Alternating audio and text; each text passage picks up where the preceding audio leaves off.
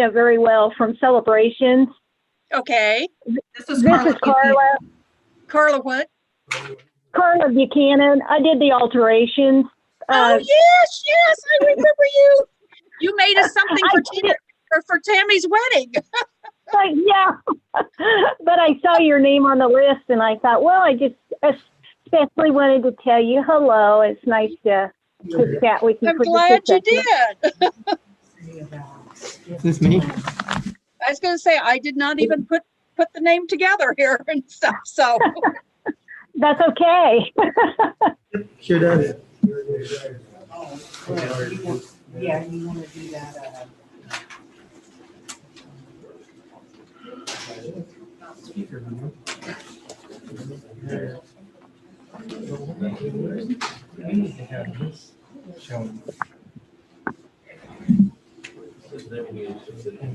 Spotlight video.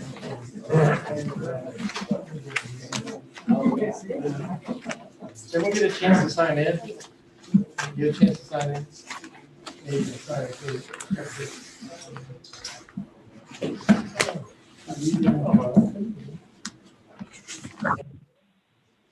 I'm gonna have to get some Goodness, these are big.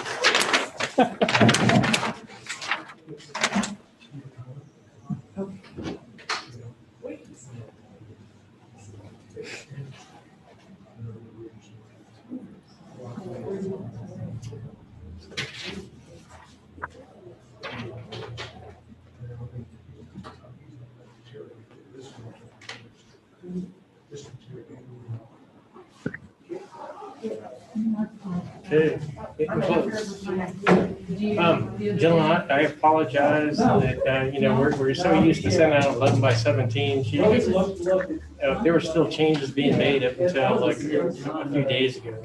Okay, So I asked that they go ahead and the atypical print out now. You don't see that much anymore, but there's a lot of information on it. I want to cover everything because of the Zoom, the YouTube, the board, everything. So we'll be on it. You can follow along. There's three different copies. There's the preliminary plan, there's the utilities plan, and then there's the grading plan. That's what those are. Okay. So, I'm gonna pop up here to say the seat. Yeah, that's pretty good. Bring about 12 more chairs. now it's going to be here. Does anyone hear from Nathan? Just social distance would be in my back. Yes.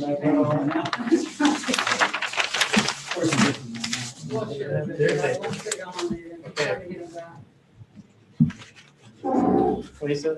Yes. Looks like Nathan is going to be zooming. Okay. Thank you. I was trying to figure out where to go.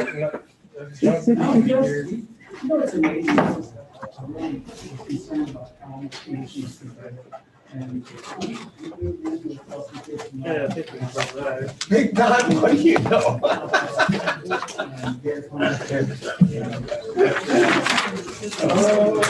Big guy. I forgot this is the As late as you always are. It's wild.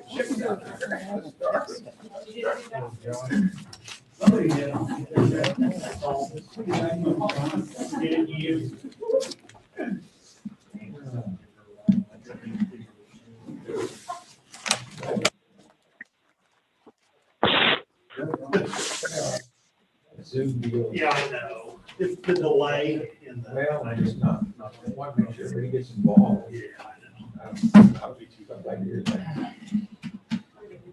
that. You say Nathan's not coming, or he's gonna be on Zoom? I think he said he's on Zoom. Nathan? Yeah. Yes, I'm here. Hi, Nathan. Yeah, There it is. Seeing as it's 7:30, I'd like to convene the joint meeting of the Raleigh County Planning Board and the Raleigh County Board of Zoning Appeals. We have two members this evening that'll be participating on the Zoom. Diane and Nathan, I guess you're there, aren't you? yep, I'm here. Yeah. I Okay. guess. I'm here. Okay, thanks. This evening, our first order on our agenda this evening is an open public comment section. It's a time we always set aside for anyone in the public that has any general remarks about zoning and planning in Raleigh County, why we'd like for you to share that with us. No one that has any special things that's not relevant to the agenda this evening, why we'd like to always give everybody an opportunity. Don't give them integrity very often. So we're going to pass over there. Our second item this evening is our consent agenda. Consider the minutes of our November 9th meeting and to consider the report of fees for the month of November. Those items were in our packet this evening. Does any board members have any questions or corrections? Yeah, underneath member presence from last month, I don't think Nathan was even on Zoom. Yeah, I was gonna bring that. I was trying to finish harvest at that time and it was talking rain, so I passed on that meeting. Sorry. Okay, so Nathan was absent from the November 9th meeting. Yep. Yes. That's why all the things were passed 4-0 instead of 5-0. Okay, thank you. That's all I found. Joe, do you have any things? No. Okay. Diane, any? I had nothing else. Super. Would someone like to make a motion? Mr. Chairman, I move that we accept the consent agenda as presented. Second. It's been moved and seconded that we approve the consent agenda with the correction that Nathan was absent. All those in favor say aye. Aye. Aye. Passes 5-0. We have no items this evening on our general agenda for the Raleigh County Board of Zoning Appeals. Would someone like to make a motion that we adjourn the joint meeting and reconvene as the Raleigh County Planning Board? I move we do so. Thank you, John. Now, second. Okay, it's been moved and seconded that we adjourn the joint meeting of the Raleigh County Board of Zoning Appeals and the Raleigh County Planning Board and reconvene as the Raleigh County Planning Board. All those in favor say aye. Aye. Aye. Passes 5-0. We'll be acting now as the Raleigh County Planning Board, and in our general agenda this evening, we have three public hearings. The first public hearing is at the request of Mark. Is the applicant here? Mark, is it Bilkis? Bilkis, no. And Daniel Knight, petitioners to replat Lot 1 of Silver Creek Farms Edition, Unit 3 and Lots 2 and 11 of Silver Creek Farm Additions into 2 lots. So, Bob, will you lead us through this? If I can get this going.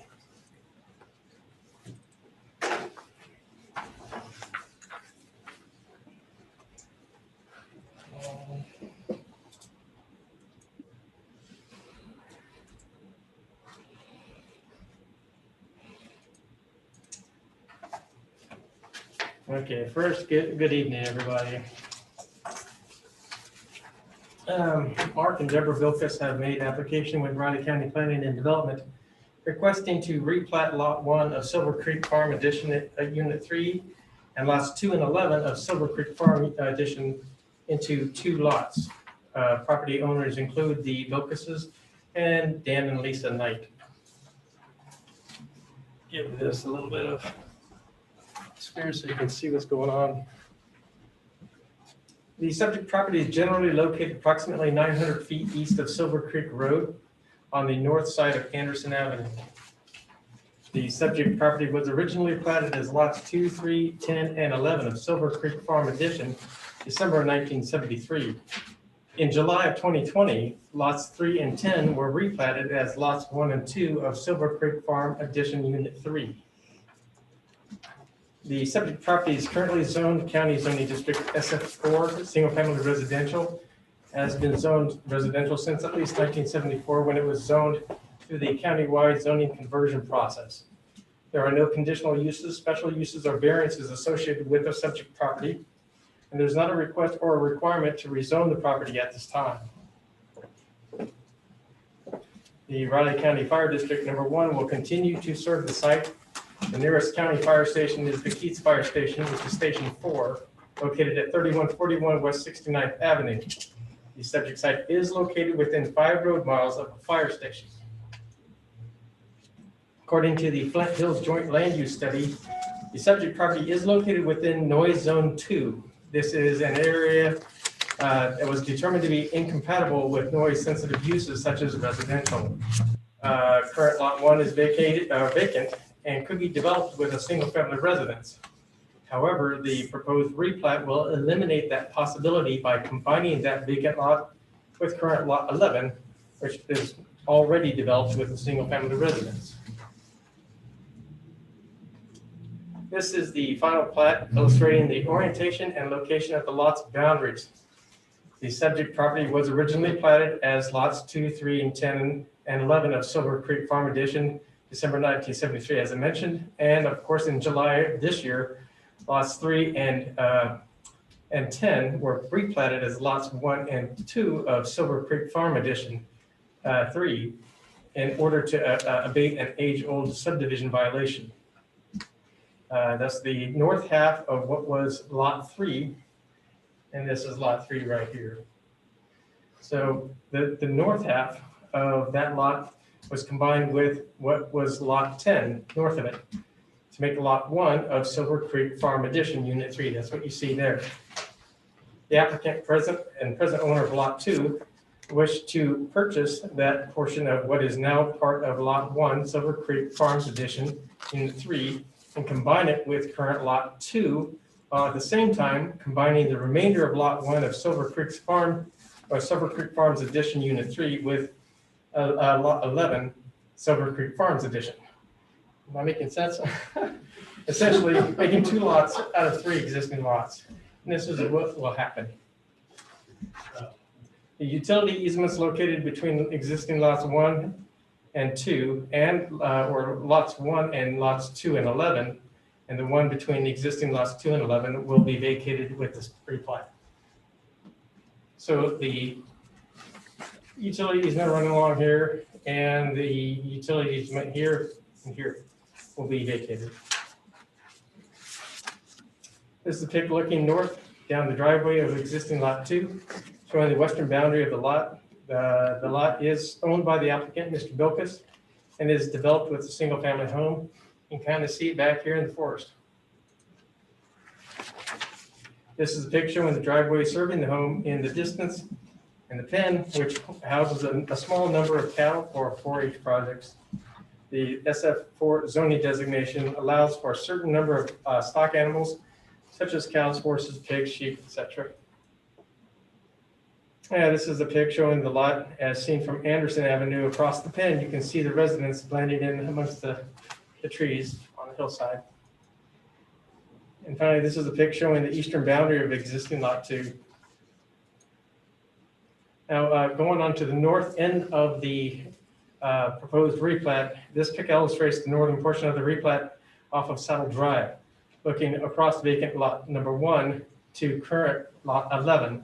Lot 11 is currently developed, as mentioned, and will be combined with vacant lot 1. And this is that current lot 1 being used for a small viticulture operation. Staff recommends that the planning board approve the final plat of Silver Creek Farm Edition Unit 4, as it has been determined to meet the minimum requirements of Riley County zoning and subdivision regulations and sanitary code. So essentially, this is a boundary line adjustment, but it also is a combination of lots. So the replat essentially takes 3 lots and puts them into 2. If you have any questions, I know that there's a lot of Silver Creek stuff in there. It's a little confusing. Sorry about that. Does any of the board members have any questions for Bob at this time? Not anymore. No. You know, Diane or Nathan? No, I don't. As this is a public hearing this evening, is there anyone in the public that would like to speak for the proposal? Seeing none, is there anyone that would like to speak opposed to that proposal? there's no other general comments, why, I'd make a motion that the board close the public hearing and go into deliberation. I'll move that. I'll second it. Okay, it's been moved and seconded that we close the public hearing. All those in favor say aye. Aye. Aye. Opposed? Passes 5-0. Discussion? Seems really just fairly straightforward. Yeah, like I said, we saw this back in July and now they're evidently moving forward. You know, it looks like good housekeeping. Mhm. It's good for everybody. Dan or Nathan, do you have anything to add? I don't. Looks okay to me. Seeing as it looks like it's pretty routine and entertain a motion. I'll move to approve the request to replat Lot 1 of Silver Creek Farm Edition Unit 3 and lots 2 and 11 of Silver Creek Farm Edition into 2 lots known as Silver Creek Farm Edition Unit 4, as it has been determined that it meets the requirements of the Riley County subdivision regulations and the Riley County Sanitary Code. Thank you, Joe. Sure. I'll I second. second it. Been moved and seconded. Everybody understand the motion? All those in favor say aye. Aye. Aye. All opposed? Passes 5-0. Thank you, Mr. Bilkis. Thank you very much. Real quick, gentlemen, the Board of County Commission will hear this request December 28th at 9:50 a.m. Be 10 minutes till 10 o'clock in these chambers. All right. Okay? Thank you. I went any farther, I need to apologize to you all before we started our discussion. You're in that corner all over there and you can't see the screen very well.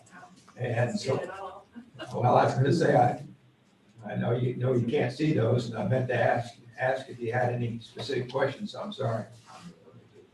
You know, If you are in the same household, you can move your chairs together. Stephen's at home.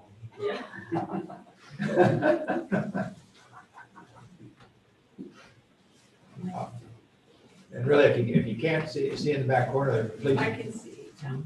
Yeah.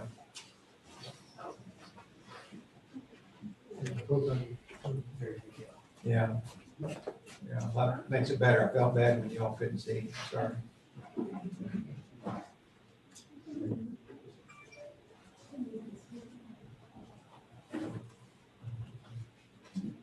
Well, with the mask on, I just see who the big cheese is back there.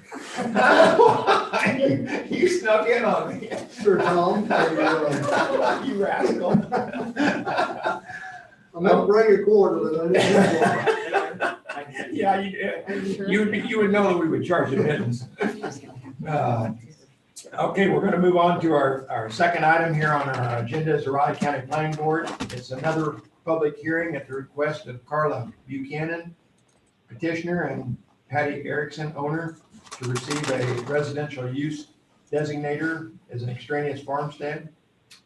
Bob, will you share your work with us? Sure.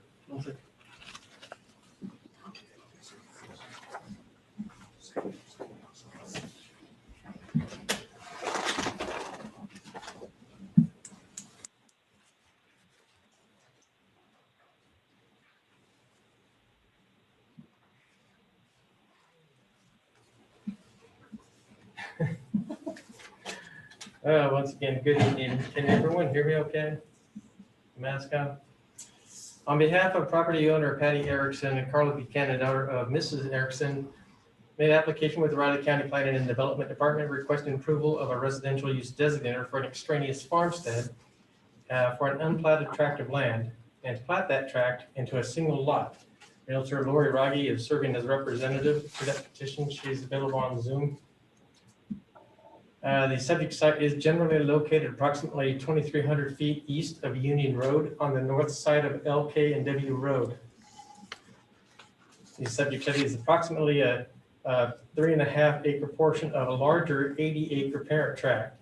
The entire property has been used primarily for row crops. The property is occupied by an existing single-family dwelling originally constructed in 1973. The proposed lot includes the house, driveway, and well. The subject site, along with the rest of the parent tract and all property surrounding it, is zoned AG Agricultural District, shown here in gray. There are no special uses, conditional uses, or variances associated with the site.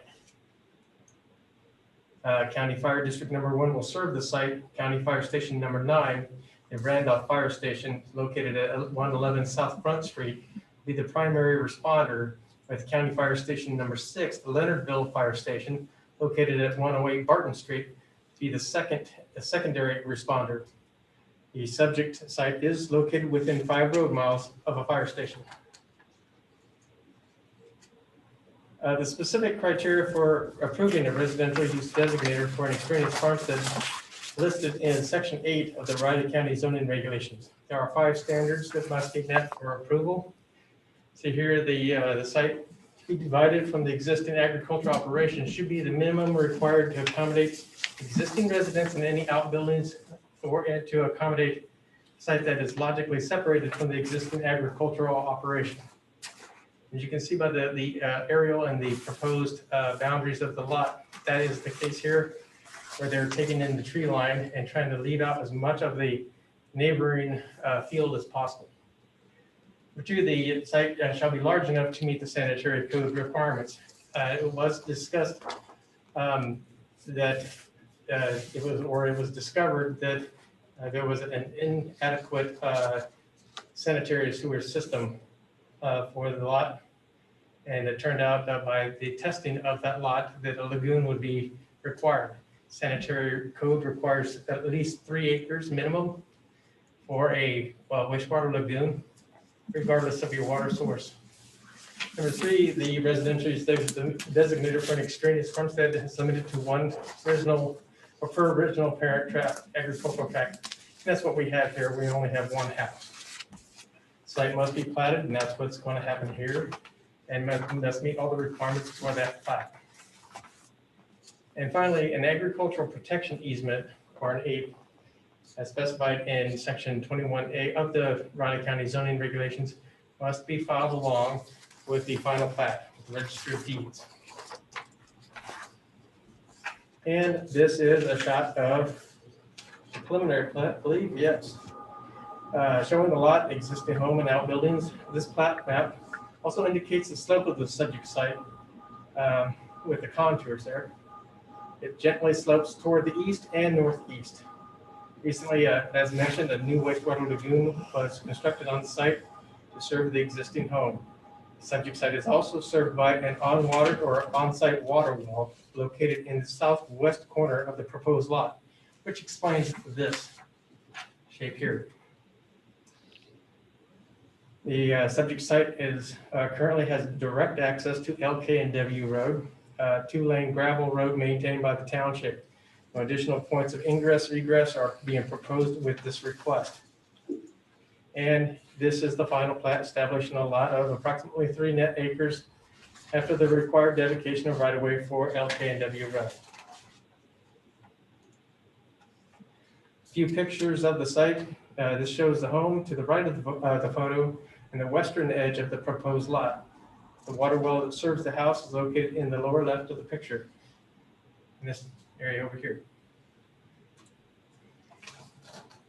Shows the home, or this picture shows the home and the detached 2-car garage served by a concrete driveway. There are several mature trees that separate the home from the farm field north of the homestead. Also serves as a wind block. And this shot illustrates the garage, the detached garage, and east property line, which lines up with the tree line. And finally, a look at the existing egress to the lot as it intersects with LK and W Road. Staff recommends that the board approve the request to receive a residential use designator extraneous farmstead, as it has been determined that it meets the minimum requirements of the Riley County zoning regulations. Staff also recommends that the planning board approve the concurrent plat of Erickson Addition, as it has been determined that all requirements of the Riley County subdivision regulations, Riley County zoning regulations, and sanitary code have been met. Just to clear up any kind of confusion, it was for the majority of the time with the petition, we were under the impression that it was named Buchanan Edition. And toward the end of last week, we discovered the name was actually Erickson Edition. So there's quite a few things you'll see there in your motions. It says Buchanan Edition. We're going to make sure that in your motion, one way or another, that you use the Erickson Edition, please. That's all I have. If you have any questions for me, I apologize for the confusion. Any of the board members have any questions for Bob at this time? I don't have it. So the new lagoon was put in. Excuse me? As I read through this, it didn't seem like the lagoon had been It's in. installed, but it is Yeah, installed now. Yeah, it's about 90% complete. They have to add bentonite to the surface of the interior of the lagoon and finish up with the fencing and the gate. Yes, Okay, it's on its way. It has a permit and it should be finished, quite frankly, if it's not already done, within a week, we can have them. I was gonna say, I always like to see the designated farmsteads instead of taking more land out of farming and stuff. So this is a good deal. Okay. There's no further questions for Bob from the board. This is a public hearing, so I'd like to open the public hearing and ask if there's anybody in the public that would like to make any additional comments regarding this proposal. At this time, support that. Is there anyone in the attendance like to make any oppose the proposal? Seeing no one, I'd entertain a motion then that we close the public hearing. I'll make that motion. Thank you, Joe. I'll Second, Okay, it's been moved and seconded that we close the public hearing. All those in favor say aye. Aye. aye. All opposed? It passes 5-0.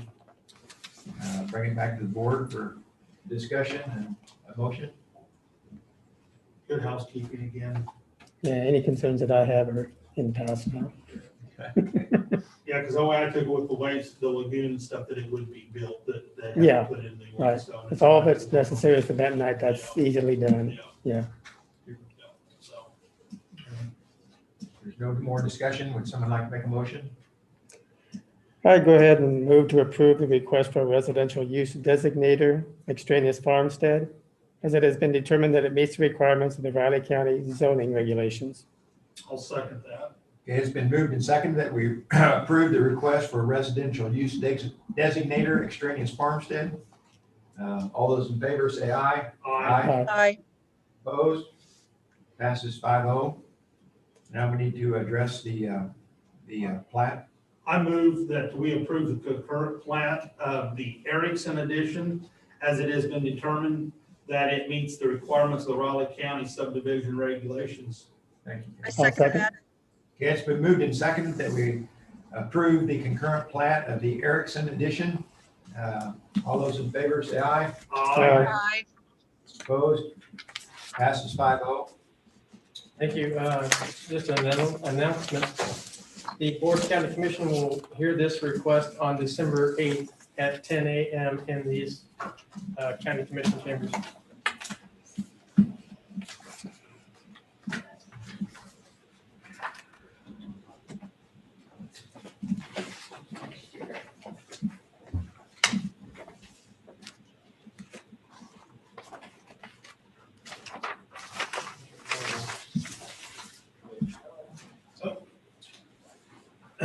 Moving on down our agenda, our third item on our agenda this evening is another public hearing at the request of Peterson Ranch petitioner and Lynn Bleck of Trust as the owner to rezone a tract of land from agricultural district to residential planned unit development and a preliminary plat for the tract into 18 lots.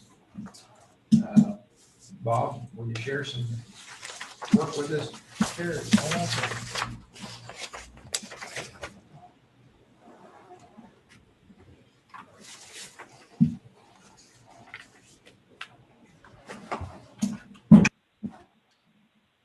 first off, can everybody see her? We need to move so you can see those things. Are you okay back there? Okay.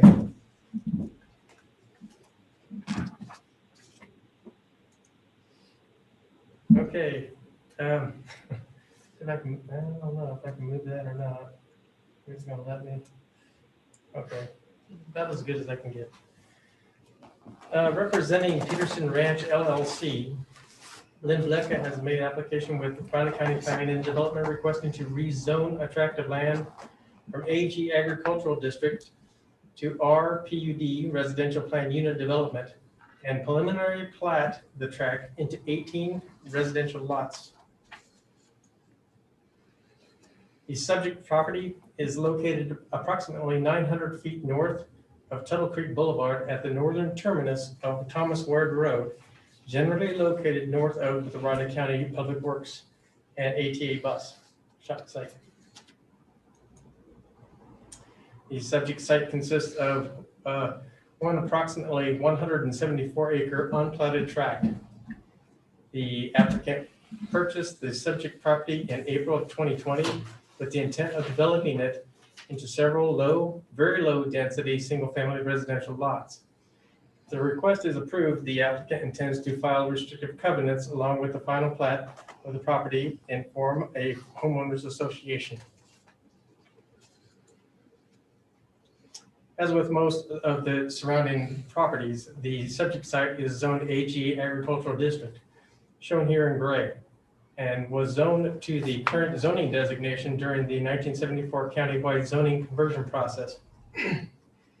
The subject property abuts a 4.5 acre unplatted tract to the south, zoned SF4 single family residential, shown there in green, and is occupied by a home. There are no variances, conditional uses, or special uses associated with the subject site. The Riley County Fire District number 1 will serve the site. The Tuttle Creek Fire Station, which is station number 12, is located at 4120 Highway 13, will serve as the primary responder to the site. Emergency turnarounds have been included approximately every 1,000 feet in the general layout. One on proposed lot 2 and one on proposed lot 4, which I'll get to in a few moments here. And those will be along the extension of Thomas Ward Road into the site. The subject site is located within 5 road miles of a fire station. It's helpful. Okay. This is the 174 acre subject site. The entire parent tract is almost completely bounded by heavily wooded ravines, particularly on the west and east sides of it, a bit on the south and on the north. It's kind of difficult to see with this. This plus topography actually establishes distance buffers between future uses on the subject site and those on surrounding property.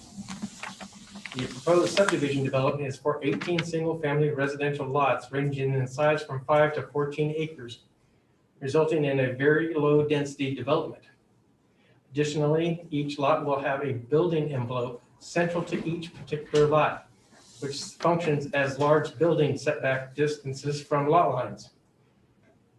These building envelopes also range in size and are based on the topography of the individual lot. The applicant proposes that each lot will have direct access to a publicly dedicated street as shown here. Obviously, the roads do not already exist, as the applicant is proposing to extend Thomas Ward Road and include a proper dead end by way of a cul-de-sac with right-of-way reserved to connect to future development east of the subject site. That's what you see here.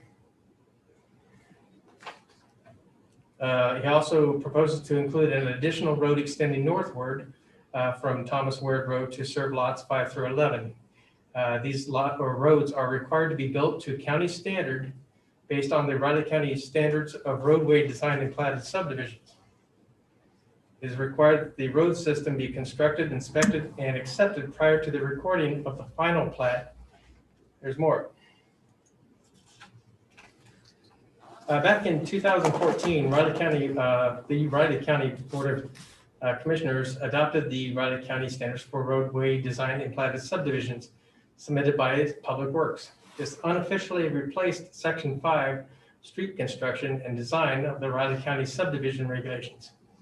This document provides specific requirements regarding how platted subdivisions can occur off of existing roads, provides standards for new streets internal to a subdivision, and provides requirements for surface type and construction and design standards. In October of this year, the document was revised.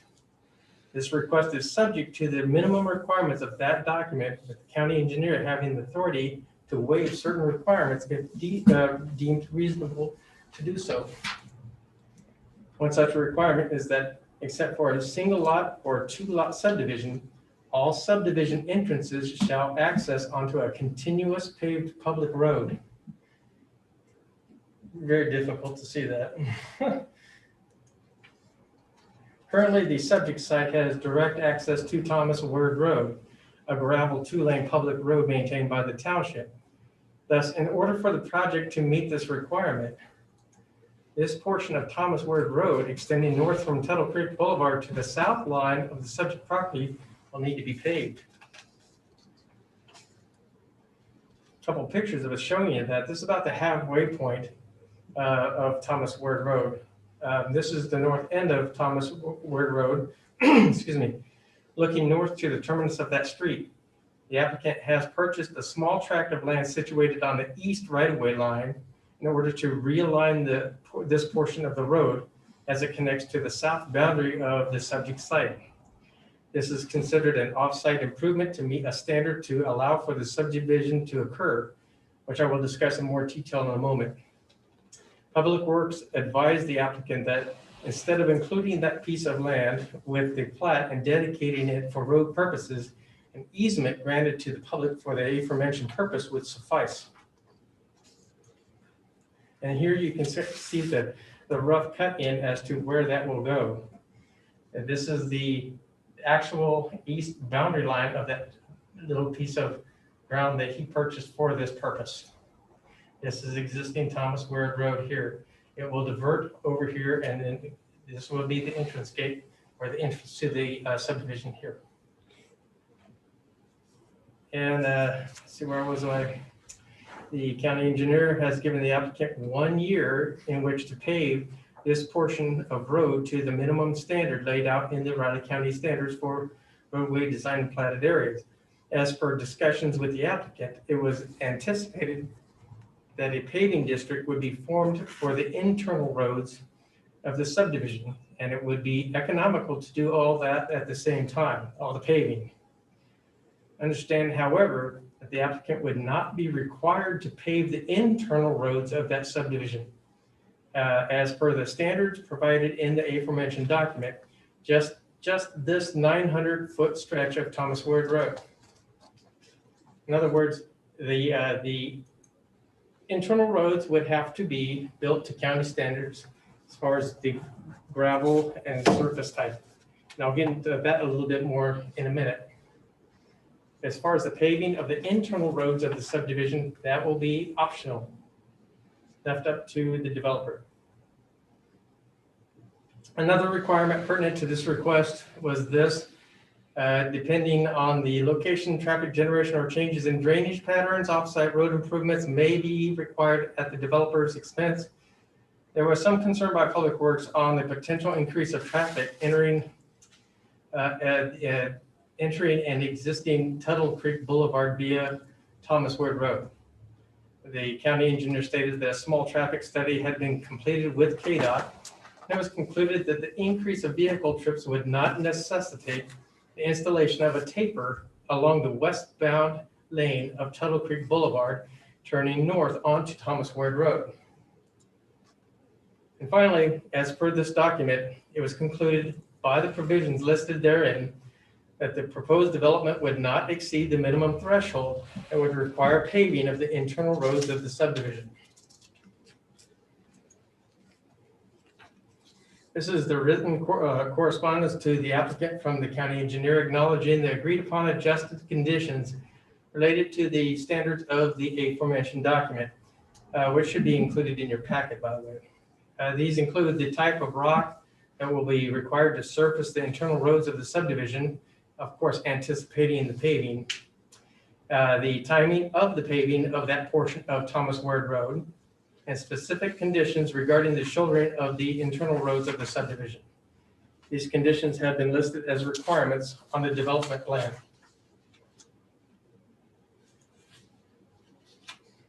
The Riley County Rural Fire Chief, Pat Collins, reviewed the request and stated that although there is rural water that will serve the site, fire hydrants cannot be placed on their lines and will not be available. So it's essentially that, as it is now with development in the county. He strongly recommended that since Thomas Ward Road will be terminated in a cul-de-sac and not be a through road, and of course will be over 500 feet in length, the development should include turnarounds as part of the extension of Thomas Ward Road approximately every 1,000 feet to allow fire trucks the ability to maneuver in and out of the area to retrieve and deliver water. Thus, as shown on the development plan, a turnaround has been designated at the entrance of Lot 2 and one of Lot 4 shall be included with the road construction plans. The cul-de-sacs of Thomas Ward Road and Valley View Circle will provide adequate turnaround for emergency vehicles for that area of the development.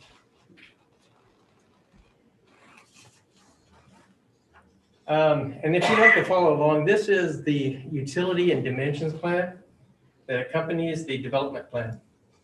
It is a requirement of the PUD that all utilities be installed underground with no overhead wires. This is a condition submitted by the applicant. It is proposed that the development will be served by rural water district number 1. And there just happens to be an existing 6-inch line transecting lots 14 through 18 that will be abandoned and the easement vacated with the final plat in favor of relocating the line along the proposed extension of Thomas Ward Road. It's just better for the water district and their functions. It is proposed that a 2 or 4-inch line will serve lots along proposed Valley View Road to the north. Regarding sewer, it is proposed that each lot will be served by an on-site system that is consistent with the Riley County Sanitary Code. In other words, it is not being proposed that a central system will serve the development. Profile holes were completed for each lot to determine what type of system could be utilized. However, based on a cursory evaluation, it's anticipated that most of the lots will more than likely need additional soil brought in and lots be engineered to accommodate a system. The applicant would like to avoid the utilization of wastewater lagoons if at all possible. I believe that that's one of the things he was listing in his restrictive covenants. Finally, the utility and dimension plan also includes a specific layout for driveway entrances for the location of mailboxes, with detail as to the type of mailbox that will be allowed.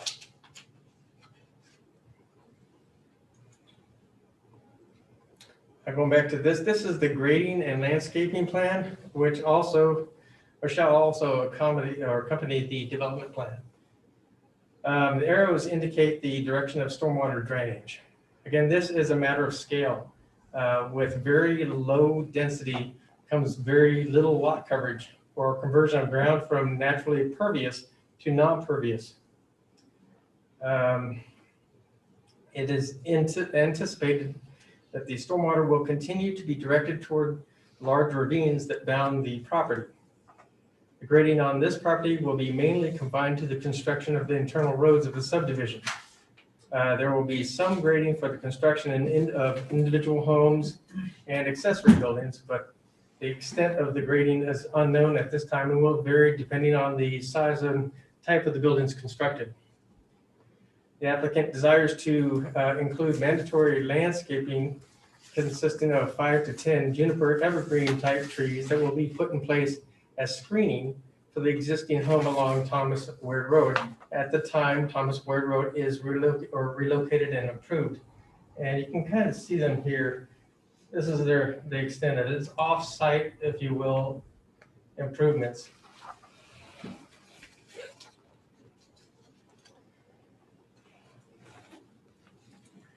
Okay, like this is the list of permitted uses. Again, this is a tailor-made zoning district. This is a residential use, residential plan unit development.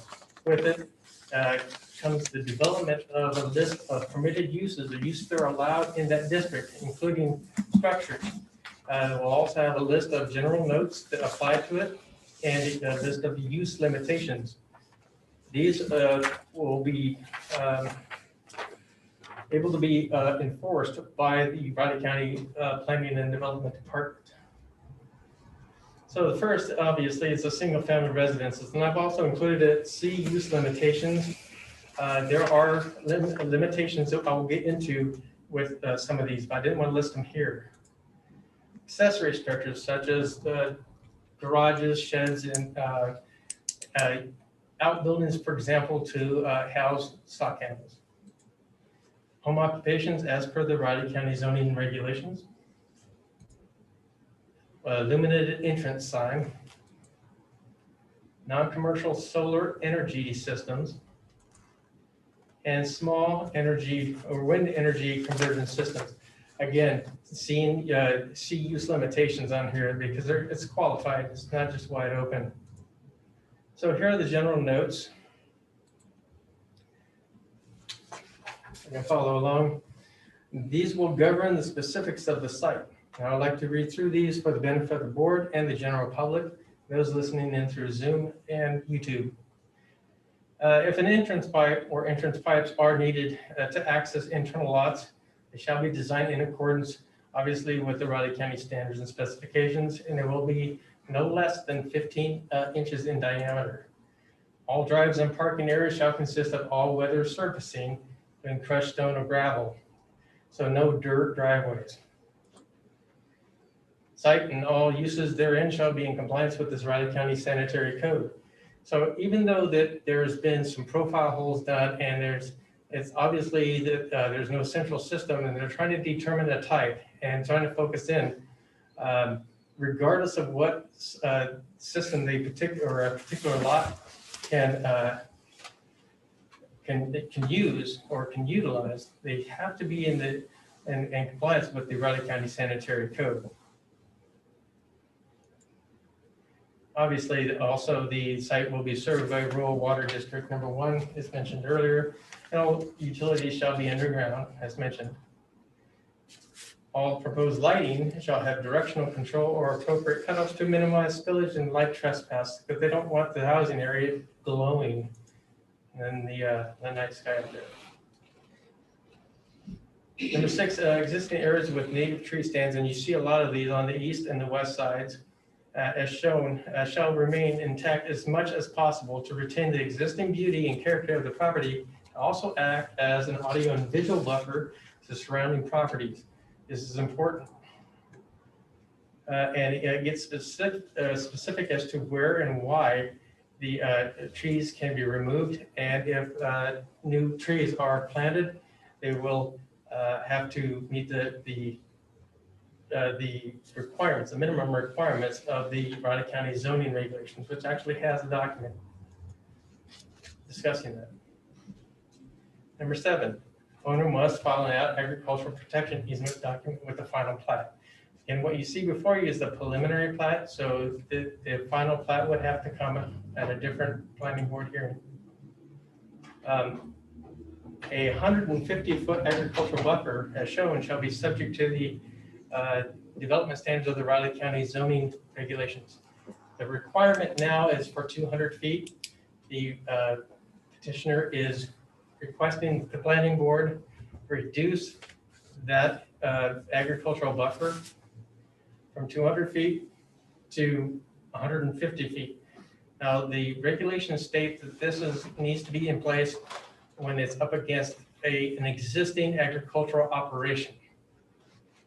And there's some debate as to what's actually going on around them and what will happen, but it has to be existing. At the same time, there is, quite frankly, an adequate buffer, natural buffer, that exists with those ravines that bound the site. except for some small places along the north and the south side. But so the petitioner has asked to go ahead and put a hard, fast line in, regardless of what the adequate buffer is already. And asked for the approval of the reduction of it from 200 feet to 150 feet. And no common areas are proposed at this time. There was at one time, and the petitioner changed his mind. Proposed streets of the development shall be subject to the minimum requirements of the Raleigh County standards for roadway design and platted areas, platted subdivisions now, I believe. And finally, as per written agreement and with the county engineer, this is the essentially a letter that was submitted to the petitioner in agreement as to the timing of the pavement of Thomas Ward Road, the realignment of Thomas Ward Road as it pertains to his development, also pertains to the specific construction of the interior roads of the subdivision. I'd like to switch gears here to the use limitations that are built in. These are things that are essentially modifying things that are either allowed or prohibiting certain things. For example, accessory structures are allowed, but they are subject to these standards here. Calculations for the maximum allowable floor area shall utilize the ag zoning designation in the Raleigh County zoning regulations, because PUD is not listed. Buildings used to house livestock or horses are exempt from that calculation in the zoning regulations. But the petitioner felt that he didn't want several outbuildings cluttering up the development and try to limit things so you wouldn't have these monster-sized horse arenas and things like that. So in this case, those buildings will be actually included in that calculation of total allowable floor area and maximum number of detached accessory structures. So such structures may include pre-engineered metal buildings not for human habitation, by the way, used to store and protect equipment, animals, feedstuff, boats, RVs, etc. Regarding the wind energy conversion system, the small or non-commercial wind energy towers are allowed, permitted in the agricultural zoning district as a personal structure, and they are 175 feet tall. And so there was some concern about maybe too many or too tall cluttering of the development. So the petitioner had thought about it and submitted that one small energy conversion system could be allowed on lots 2, 4, 6, 10, and 14 only. It's felt that the lots are large enough to accommodate those, with a maximum height of 70 feet measured from the base to the blade tip. Number 3, outdoor storage is not allowed between the entrance of the lot and the front of the home. Storage of items including unused or inoperable vehicles or machinery must be behind screening or within an accessory building. Again, trying to keep the place cleaned up and getting untidy. Only site-built custom homes are allowed. Again, this is one of those items that needed to be clarified. No manufactured or mobile homes. All buildings shall be located within the building envelope. Mobile or manufactured homes, truck, trailer bodies, railroad cars, RVs, buses, or shipping containers shall not be used as accessory structures. Stock animals such as horses, cows, pigs, sheep, goats, or similar animals shall be limited to 5 total per lot. Just give you an example, in the SF4 and SF5 zoning district, you can have 1 stock animal per acre. And there are some lots here that are up to 14 acres in size. But he is limiting it to 5 per lot, period. So the smallest lot actually meets the SF4 requirement of 1 stock animal per per acre. Poultry shall be limited to 12 fowl, like chickens, ducks, guineas, and piggies, things like that. But roosters are prohibited. Wake up people. Buildings used solely for the housing of livestock or horses shall not exceed a sidewall height of 16 feet. Licensed or registered daycare services shall not be allowed. Group homes, as defined by the Raleigh County zoning regulations, shall not be allowed. Churches, synagogues, temples, and chapels are not allowed. Businesses, involving equine fitting, riding, training lessons, or demonstrations are not allowed. Businesses providing fitting, riding, or roping activities involving cattle are not allowed. Nurseries or gardens intended to yield fruits, vegetables, nuts, or flowers for sale or to be processed into beverages or food products for sale are not permitted. And finally, commercial parks, playgrounds, golf courses, swimming pools, and recreational buildings are not allowed. And again, I want to stress here that these are the items that can be enforced through our zoning regulations, through our zoning enforcement department. The petitioner has gone a step further, and certain things that are more specific that we really, it's not so much a zoning issue, but more of a particular, for example, shingle type, for example, on a house. That kind of thing. It's not really a zoning thing. It's more of a particular that the petitioner would like to see put in place. So there are restrictive covenants that will be filed along with the final plat of the proposed development with the intent of formulating a homeowners association. Regarding the timetable of construction, it is as follows. Of course, this schedule is subject to change depending on circumstances, but essentially, the first thing that needs to happen is to improve and realign that part of Thomas Ward Road, as mentioned earlier. And this is not just for the benefit of the county, it's for the benefit of the development to get in and out of there safely. Construction of internal roads of the development. These have to occur before the final plat is signed off on and filed. And that means that no lots or building permits can be issued, and no lots can be sold until that happens. Construction and installation of rural water lines and providing service to each of the lots. That's going to happen over the next couple of years, if it goes well. And then from next year through the next 4 or 5 years, there'll be individual lot development. As far as signage goes, there are 2 signs that are being proposed with this development. A temporary 4x8 foot sign shall be erected at the east side of the entrance to the property to show and advertise the lots, and later a permanent subdivision identification sign be placed north of the temporary sign on the east side of Thomas Ward Road, near the entrance to the property. The entrance identification sign will be constructed of weathered steel and native stone with the words Peterson Ranch and offset lettering. The stone portion of the sign will be illuminated by solar-powered floodlights. Directional. The request was reviewed with the 2009 Vision 2025 Raleigh County Comprehensive Plan, specifically the Development Guidance System of Chapter 12. The first element of the DGS is conformance to the goals, objectives, and policies of the plan.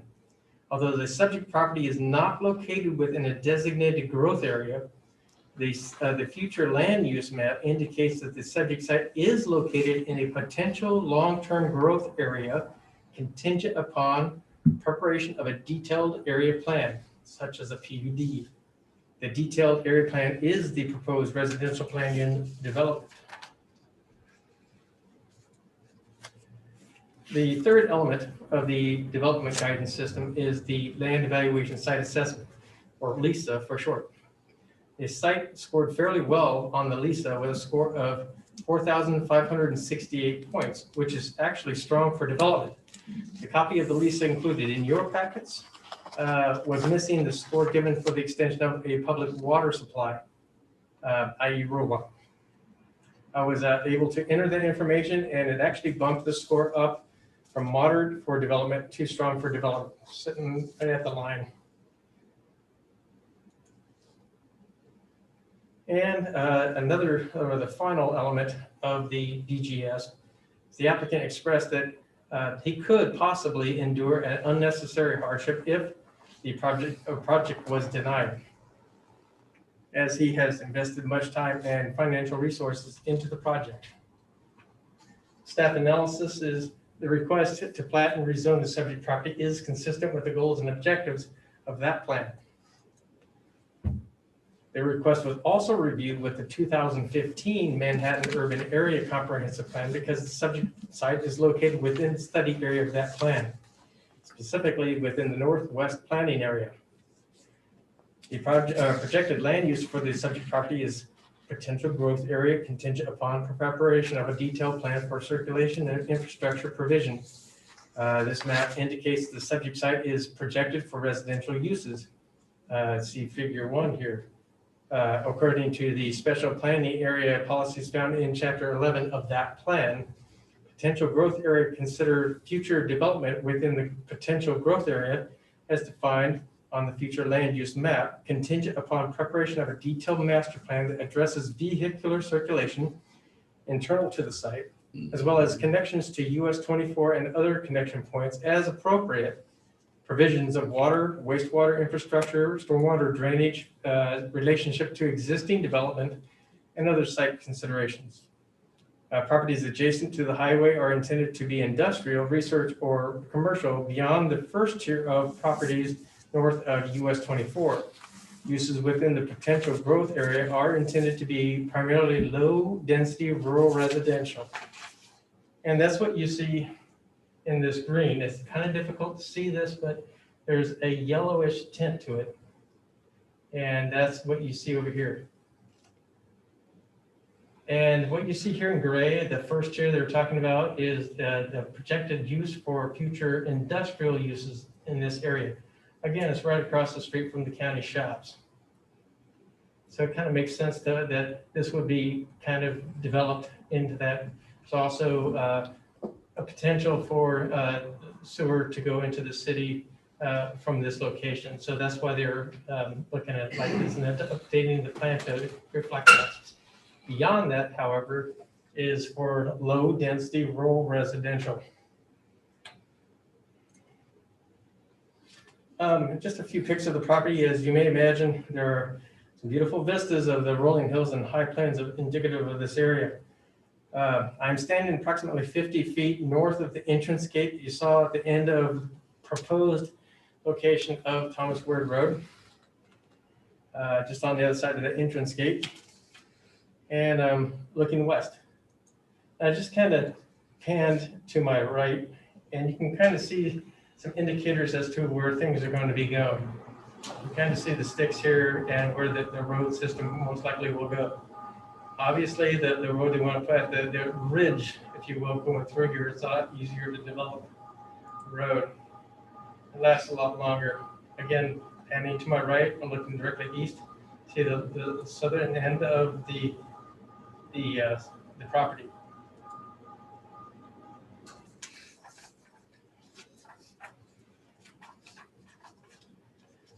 As per section 21C development standards of the Riley County zoning regulations, a minimum setback for residence or structure for animal habitation shall be 200 feet from all property lines adjoining an existing agricultural use. I want to come back to that and make it a little bit clearer if I can. The majority of the lots currently have an adequate buffer, meaning the presence of physical features such as topography, water bodies, roadways, trees, hedgerows, or similar vegetation, sufficient to reduce noise, spray drift, and dust, diffuse light, and act as a physical separation to reduce conflict between non-farm and agricultural uses. However, demonstrating additional consideration for neighboring farming operations, while still accounting for the restricted topography of the site, The applicant wishes to include an actual established agricultural setback buffer. The applicant requests, however, that the planning board approve a reduction of that agricultural buffer requirement from 200 feet to 150 feet, as allowed per the Raleigh County subdivision and Raleigh County zoning regulations. With this petition, staff recommends the planning board forward a recommendation of approval to the Board of County Commissioners. The request to rezone the subject property from AG Agricultural District to RPUD Residential Plan Unit Development. As it has been determined that it meets the minimum requirements of the Raleigh County zoning regulations, Raleigh County subdivision regulations, and the Raleigh County Sanitary Code. Staff recommendation is also based on the following findings. The proposed development is in general conformance with the 2015 Manhattan Urban Area Comprehensive Plan and the Vision 2025 Comprehensive Plan for Raleigh County, Kansas. In order to minimize urban-rural conflict between proposed residential uses and existing agricultural uses, a 150-foot agricultural buffer has been included along the north property line, along the entire boundary of the site. And also an agricultural protection easement is required to be filed along with the final plat. Additional protections for surrounding uses. Staff also recommends the planning board approve the preliminary plat of Peterson Ranch Unit 1, as it has been determined that also meets the minimum requirements of the Raleigh County zoning regulations, Raleigh County subdivision regulations, and Raleigh County Sanitary Code. As mentioned, if the planning board does make a motion to approve the request, the motion should include the reduction of the agricultural buffer from 200 feet to 150 feet. A lot going on. Do you have any questions for me? Yes, can you really explain what the low density, single family residential, what kind of, I'm not a builder, but what kind of houses are those? Are they a one-story house, ranch style home? It's not that specific, sir. It's the number of houses per tract. All right. I like how you have in this background, there'll be several very low density, single family residential lots. So several is only a few to me, not 18, so. Yeah. All right. Bob, there was one that you had, that it was talking about the paving of Wired Road and the paving that they had said that the paving of Wired Road could be delayed till the paving of the interior road. No. Well, Yes, one of your slides things said that. let me try to clarify. It is a little confusing, but it was delayed. The reason it was delayed because there's anticipation that the internal roads will also be paved. But it's the paving of the internal roads is not a requirement. So what it comes down to is allowing, just in case that happens, the county engineer allowed the required paving of that 900-foot strip of Wired Road, or Thomas Wired Road, to occur within 1 year after the final plat's been filed. And so that means that if the interior roads are going to be paved, they have to be paved at that time also then? Well, no, it's allowing that to happen for him. It's more of an economical thing. The delay is for the benefit of the petitioner, rather than saying you have to pave this right now because it's required, regardless of whether you want to pave the rest of it or not. Okay. So one is required, one is not required. So he's just, the county engineer just felt that it would be good practice because it's more economical to do it all at the same time rather than crew go out at one point, come back and do another.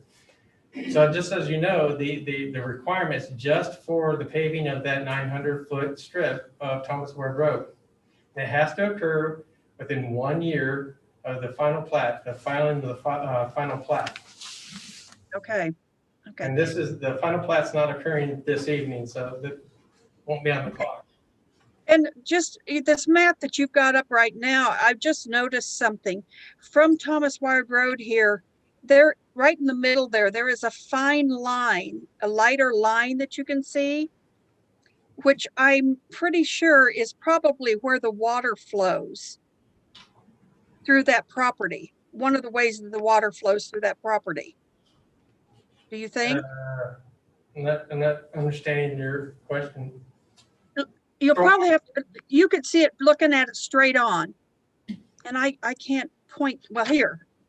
No, I can't do the cursor either. No, that's fine. But what I'm going to ask is, are we talking about stormwater drainage or are we talking about? Stormwater, yes. Yeah, the site will need to be engineered, obviously. Okay, because I was looking on the map that's divided into the different plots and stuff, and it's like, you know, I totally understand it going to the gullies and stuff, but that line did not go through to gullies really. It went through some lots. So that's what I was looking at. Yeah, that all gets engineered to the entire site. Again, this is a 174 acre tract. Each lot will have to be engineered. So what you might see as something naturally occurring at this time might not be there after it's done and developed. Okay. Okay. Kind of thing, so it doesn't ruin someone's property or become an infrastructure hazard and have to replace the roads and things like that. So they think of that during construction. And of course, obviously, for both that 900-foot extension of, or that 900-foot part of Thomas Ward Road and the internal roads, all will have to have, actual professional road plans submitted to Public Works and approved. So they take care of things like, stormwater drainage and culverts and things like that. Okay. And I have a question on the existing Thomas Weird Road. When it gets moved, it's going to be moved away from that residence that's just south of the PUD's border. The name I see here on the map is a Stephen Thompson, I believe. Yeah, right here. Is the existing road up to his house going to still be there? Is it, what happens? There's Who's a couple of driveways that access Thomas Ward Road here. It's hard to see because they're small. You can kind of see it here. Yeah, I can see it on my map here. They'll move that road over to here just slightly, and they'll screen that road from that home, and they'll just extend the driveways to the existing road. Who's the they that's going to extend it? Is it the PUD developer or the private person that owns that land? That'll be part of the road construction. I see. Okay. They're definitely not setting this up to cut them off. Yeah, And they're not leaving a road in and creating another one. They're moving the existing road in. okay. I hadn't seen that written anyplace.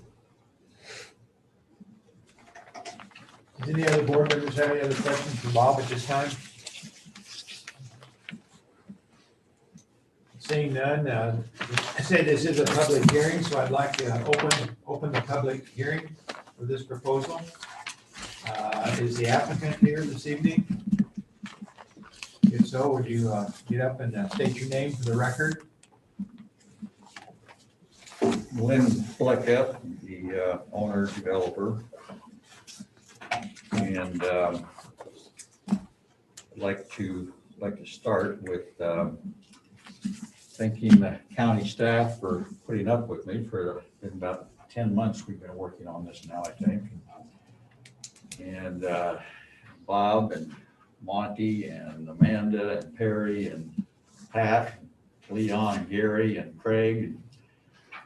I've had numerous meetings in this length of time and appreciated having the basement of the Public Works out there. It's a large space, and we've been able to get 6 to 8 people around there and social distance and hash things through. And but I just wanted you all to know that I do appreciate what the county staff and what the help and cooperation we've got. We haven't always agreed on things, but we've been able to work things through and talk things through and come to solutions, and I've appreciated that.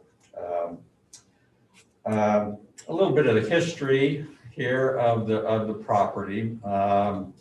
Why is it called Peterson Ranch? Some of you may be familiar with Peterson Laboratories here in Manhattan. Dr. Jack Peterson was the founder of that, and he was a doctor, but he was also a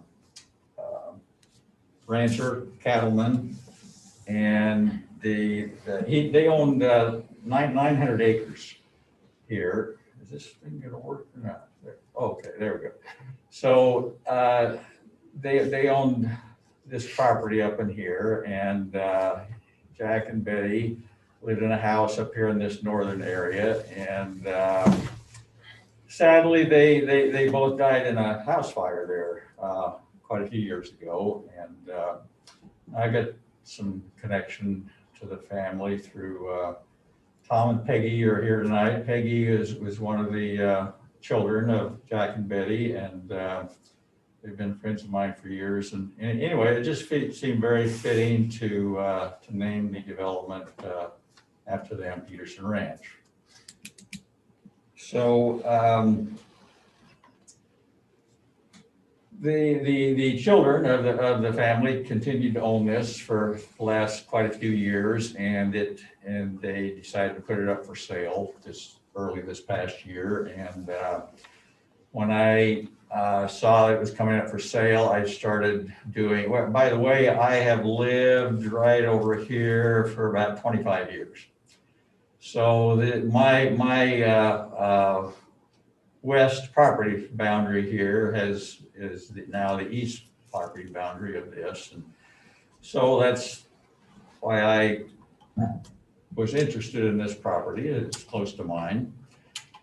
And so when it came up for sale, I started doing some research. I met with Monty Weedle and Pat Collins and Leon Hobson, and Bob was out of the office, I think, at that time, but started talking about the development potential and what their thoughts would be, and their feedback was positive and encouraging. And so I was able to acquire this south part of the tract, and been working on this plan for about 10 months now, I suppose. So another bit of history is the Thomas Ward Road here.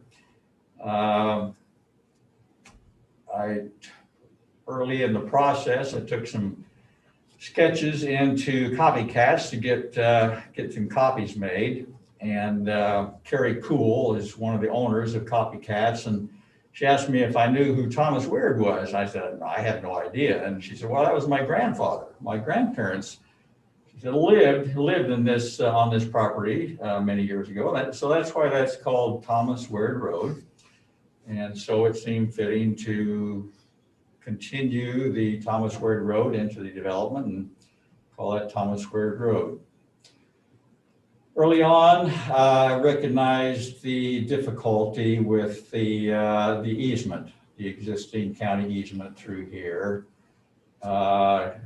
Leon was good enough to have that surveyed, and the easement is like 10 feet from the Steve and Paula Thompson's garage there, and not too many more feet to their residence. And I met with them and assured them that I wanted to help them, because I mean, if that were my property, I would certainly have some anxieties about having a road that close to my house. And so we had some discussions of what could be done. And I said, well, I'm going to try to acquire some land from Fred Carlson there in order to move that away from their house. And through Fred was nice enough to sell me a chunk of land there, and so now the road will, instead of going right by their house, it'll be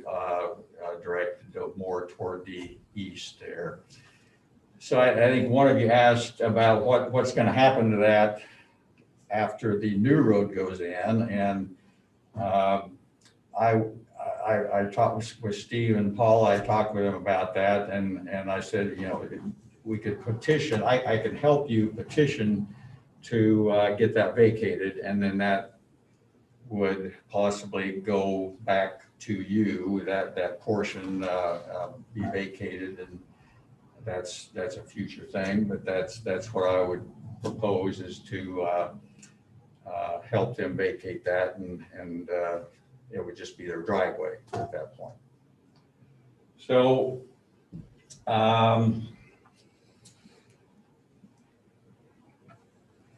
as far as the layout of the property, there's this natural ridge that comes around through here, this high point where the road is proposed. That is the watershed. So on the south side of the road, the water flows to the south. On the northwest side of the road, it flows to the northwest. And so that's why that road is laid out right on that ridge. And I anticipate that there won't need to be much, if any, ditch on either side. I've talked with the engineers about it, and since the crowning the road and getting it up high enough, the water will shed off, and trying to preserve the native grass, the prairie, instead of having to cut ditches and disturb that grass. I'm hoping to maintain that as much as possible. The building envelopes that Bob talked about are to protect the one property owner from the next, partly. So, I mean, in most cases, the building envelope is 100 feet from the side property lines. So there's going to be close to 200, or most cases 200 plus feet between where one person could build a residence and another person could build a residence or outbuilding or whatever. If I were wanted to buy a property there, I would want that peace of mind, knowing that this person can't build any closer to me than where that building envelope line is. I've also spent a lot of time out here studying the views and the building sites and having the setbacks varied. Some of the setbacks are, I think the closest is in the range of 100 feet. There's like four or five sites that are, one's maybe 75. Most of them are 4 or 5 is like 100 feet setback, but the rest of them are quite a bit in the excess of that 100 feet, up to 300-400 feet even. So the buildings will be scattered rather than lined up along the road. I didn't want to see a bunch of houses just lined up along the road. I just preferred to be more of a random, scattered, to preserve the openness, partly as you drive down the road, to keep that as open as possible. And there's enough space there that there's no reason to build close to the road. So that was the thought process behind the building envelopes. And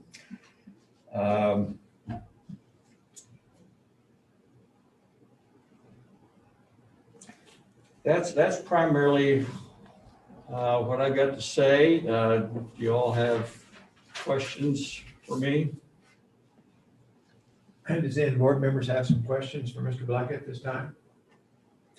I guess I got one question for you. Mm-hmm. I'm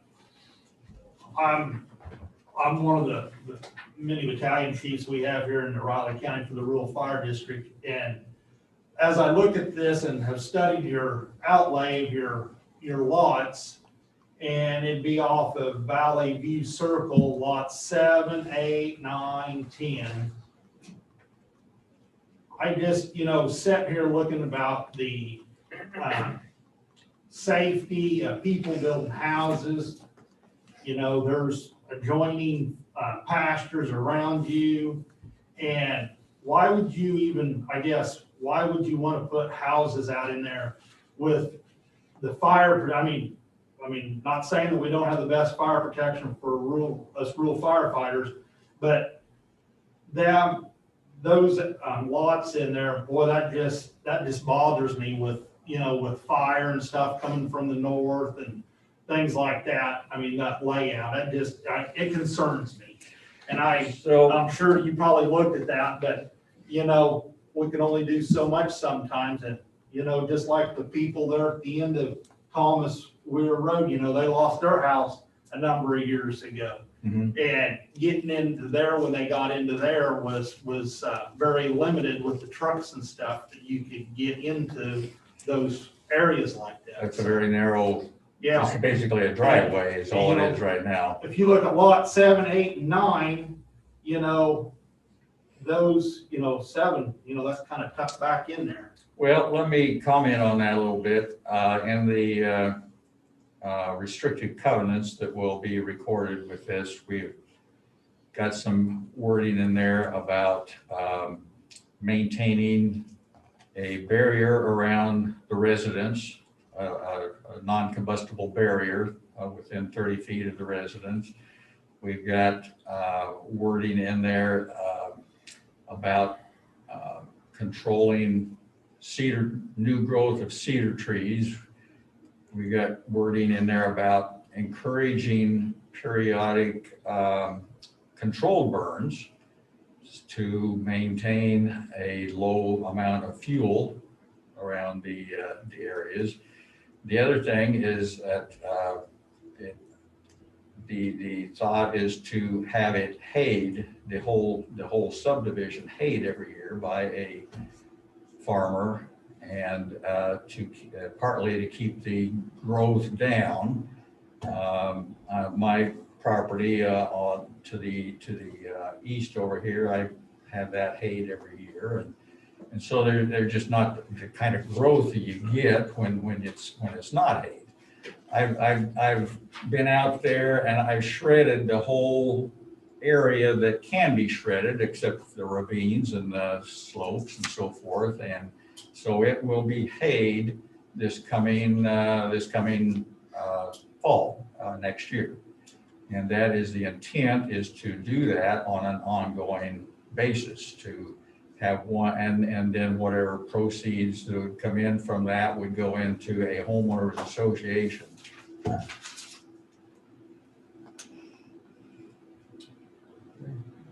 That answer your question, John? Does that alleviate any of your anxiety about that? Oh, yes and no. I know how things go sometimes. But, yeah. I mean, I've had conversations with Pat Collins about this, and I mean, he was one of the ones I talked to before I bought the property, and his concern was having turnarounds, and we've addressed that where he can turn his vehicles around, and their clean outs, the rural water department, they won't put in fire hydrants, but they will put in the rural water department will put in clean outs where they can fill their reservoirs and so forth to have water. I guess another thing, while you're up here, I'll just throw it out there at you. I guess maybe I'm wrong, but, I've seen what's happened off of Scenic Drive with buildings, and I know there's not gonna be much concrete, but there's still gonna be asphalt, there's still gonna be water runoff, and you push that down into the ravines, and as you know, we've had some pretty good rains over the years, and we still will have some, and we probably won't. But you got to think about the neighbors that are on the other side of you too, pushing water onto them off of the development. We've seen Wildcat Creek back in my day when I was a little kid, it never flooded. And look what we've had in the last number of years because of development. And, that's kind of wrong. They've been wanting to build watersheds up at the north end towards Leonardville and stuff. And that ain't right to them people to have to think about building a watershed when somebody down below, created the problem. So, I guess that's looking at this here, that's, and, that's another concern, I guess that's in the back of my mind too. So, I don't want to see that happen, because that ain't right to the people down below. Leon was involved in the conversation on that, whether any drainage study would be necessary for this or not. And it was discussed, and his determination was that it was not necessary to do a drainage study. All the water on the northwest side of the road goes to the lake. And so the drainage area that goes through there now, it goes into the lake. The other side, and there's 4 lots on the south side, that does drain towards Fred Carlson's. He's got a pond down there, which he has struggled keeping water in that pond for the most part. Is that this one right here? That's correct, right there. So we've seen floods down below that too, down through Palmer Industry here a couple of years ago, went clear over the highway. And that was all out of grass, so, there was no development up above that when that happened, if you remember that.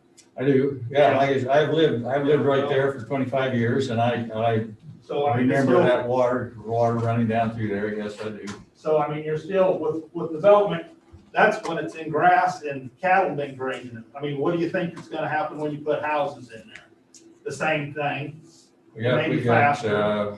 four lots on the south side there that will drain in that direction, and it's still largely going to be through grass. There's a lot of acreage there for 4 houses. It's not a high density. There's acres there versus the number of homes that will be on those lots is very low. I think somebody asked about the drainage along Thomas Ward Road. There should not be any, there will not be any culverts crossing the main road up here. The water will not drain across the road. It's going to go either to the northwest or it's going to go to the south. Down here, there is a culvert about right here currently that goes under Thomas Ward Road, and that most of the water, there will be a ditch on the east side here, and that water will carry down to this location, and that where there's a culvert right in there, and that will drain into the ravine over here and go out that way. And I've got a question on after the houses are built, we'll probably have a road to each one of those houses. Coming off of Valley View Circle, the end down there, it looks like lot, at least 7, 8, and 9, possibly 10, will all come off kind of like a spider's web off of that circle. Are any of the lots going to have a shared drive, or each one of them going to have their own individual driveway? Shared drives will not be allowed. Okay, They'll each have their own drive. so, And which one were you asking about? well, you go to the end of Valley View Circle, Yep, here. and, yeah, okay, lot 7 connects up to that. Mm-hmm. Lot 8 connects to it. Yes, Lot 9 connects to it. yes. I'm not sure whether 10 does or not, but It it's can come possible. off of either the circle, most likely that driveway will be right here. Yeah. Off the road, side road. It looks like 6 will be close, but it could go someplace other than there. Six will most likely come in here. There's a More than natural likely. trail right here that's been, the pasture trail that most likely it'll come here and go like that. So there's going to be a lot more disturbance of the surface area there. But then, they have talked about control burn or prescribed burning in there.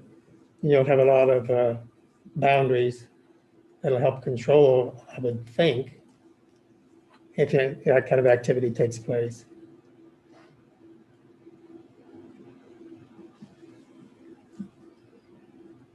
I'm not sure I understood your question or concern. I've been involved in prescribed burning for 45 years. Uh-huh. And roadways are a natural boundary, not to stop a wildfire, but for controlled burning purposes. I've used driveways and trails all the time when I Sure, burn yeah. to section off where I want to burn and, yeah.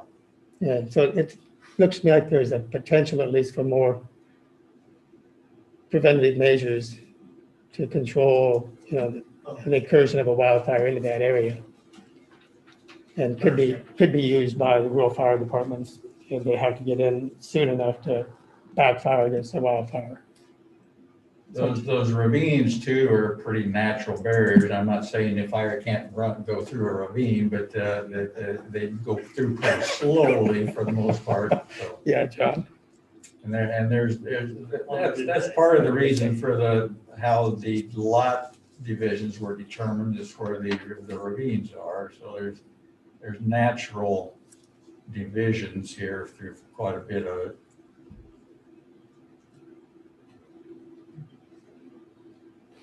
Will each one of those driveways off of 7, 8, 9, and 10, or well, 7, 8, and 9, them driveways that are going back to the house back in there, or in your covenants, are they going to be a specific size of a road that a fire truck can get to those houses right up next to them in case of any situation? They're Without required. light bars off and turn the trucks up and getting mirrors and, turn trucks up and getting into there if necessary. They're required to be gravelled, and all-weather type road. We have not addressed width on that in any of the wording we have anywhere. Well, that's something maybe, because, tear trucks up and stuff, that, it's not fun when you have to fix them up, so. They're pretty wide open for them. I don't see any place here where there would be a driveway that wouldn't be very wide open. It's not like there's trees going to be on each side or anything like that. So you're not going to allow any planting of trees on the sides of the driveway? I haven't, that has not been addressed. All right. All right. If we could add that into the restricted covenants, if you, 12 feet, I don't know, is a driveway 12 feet adequate for your fire trucks or? Yeah, most of the time, And that would be kind of a typical gravel driveway, I would think, would be in the range of 12 feet.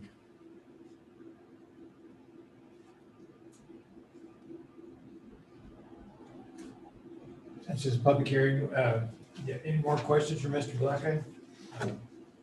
Diane, you have a question? All right, we're waiting.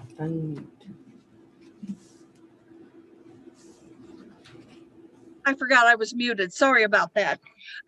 You talked in your covenant restrictions, you talked about a wall or something, a non-flammable wall that each house was going to have around it or something. What was that again? Not a wall, but a 30-foot perimeter around the house. So lands like firewood, for instance, would be a problem, having that stacked along your house, and leaves and things like that. There's not really trees out here at this point, and growing trees out there, big deciduous type trees is a problem typically. And so I don't anticipate leaves being much of an issue. But, it's mostly things that people would store around their house, or certain times of landscaping or that kind of thing. And just to maintain a non-combustible perimeter, so if there is a fire, it wouldn't be a hazard around the house. I was going to say, we know that all of these people are going to want to build or have trees around their houses so they can have shade. Well, that's a nice idea, but the conditions out there are not frankly that conducive to having a lot of trees. I'm not saying it can't be done. I've struggled with getting trees to grow around my house for 20 years plus now, and it's not an easy task. Okay. Well, and I'm with John too. I really had a concern about the fire protection when no hydrants available, and recently driving through looking at Christmas lights and stuff, I've noticed more on developments that so many of them will have one road in and out. Everybody's on the same road. And if you have a disaster coming, you know, I don't care whether it's a fire, a tornado, well, it wouldn't be out there with tornadoes, but say a fire, it's going to be a mess to get out of there. And that's kind of way this one is. There's only one way in. It's a 24 feet wide county road brought to county standards, 24 feet wide. And if you want to put something in there about minimum driveway width, you know, that's might be a good thought. As far as the county road, 24 feet, hard surface is a pretty good amount of space. Not like a driveway. And then that was Pat Collins's concern, is having those turnarounds. And we've got those 2 turnouts that will be built to the same standard as the road itself will. Plus, you've got the 2 cul-de-sacs, and those will be adequate to turn a fire truck around on, the size of those.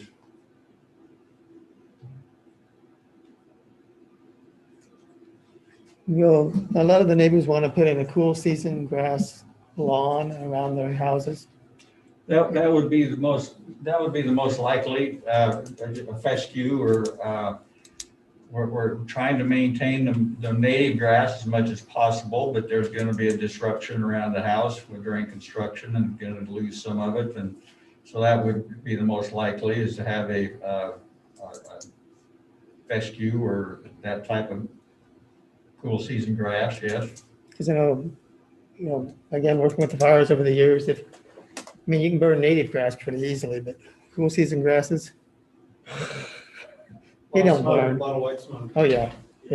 If you keep it mowed, Yeah. which, most people would do around their houses, it further reduces the odds of a fire getting close.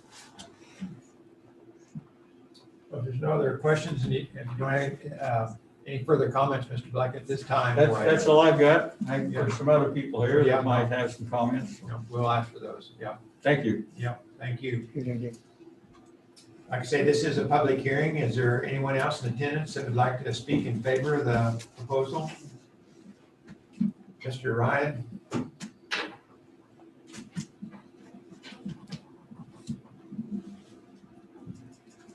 My name's Jim Ryan, and I think Raleigh County has a tremendous opportunity for this development. There's been a lot of thought put into it. And full disclosure, we may be helping Lynn with the selling and marketing of these lots. So obviously, we would like to see it go forth. When you look at our developments, you've got the Grandmere, Cobalt Hills area, consisting of small acreages there, going all the way to the other end. There are high-end homes there, then all the way the other end to what's happening over in Potawatomi County, and those are on fraction of an acre lots. I guess my point is here,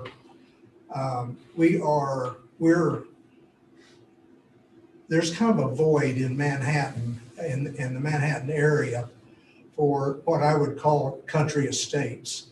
And these lots are ranging from 5 to 17 acres, plus and minus. I think the 5 is the least. 17, I think, is that right, Lynn? 14, I think. Is it 14? 14, stand corrected. And there's a lot of people, we have in our industry, in the real estate industry, we have a lot of people inquiring to us over the course of time for small acreages, farmettes, ranchettes, whatever you want to call it. This is really going to be filling a void, in my opinion, of lots, and there's been a lot of thought with this with Mr. Blecka and Raleigh County, but they're even going to allow animals, to a limited degree, and so I think it's really going to be a popular development. It's not going to be put together really fast. Lynn's put a lot of thought into this, and he's also a neighbor. So he's going to be watching it close, watching it well. He's got a lot of regulations in line. Full disclosure again, I own a little piece of ground to the east. And so we want this to come off well.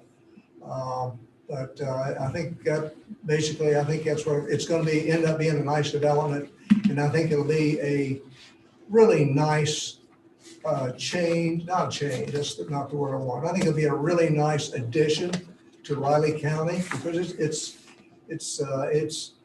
in the land use plan for light density, and that's exactly what we're doing here. But it's going to be a nice development. You've got Mr. Blecka that's put a lot of thought into it and willing to go with that kind of a development, and that doesn't come along every day. So we certainly hope that you look on this favorable. Thank you, Jim. Is there anyone else like to speak in favor of that proposal? If you go to the microphone and state your name for the record, please.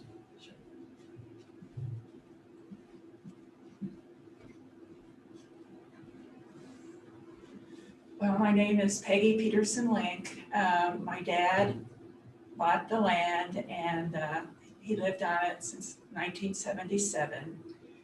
And he bought the 320 acres, sometime later, I forget, maybe 15 years after he bought what we called the home place.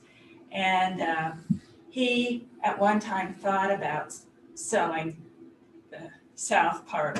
So this is what he wanted with the land, actually. So I think my brothers and sisters are happy about this, and we're very touched that you decided to call it Peterson Ranch. So thank you.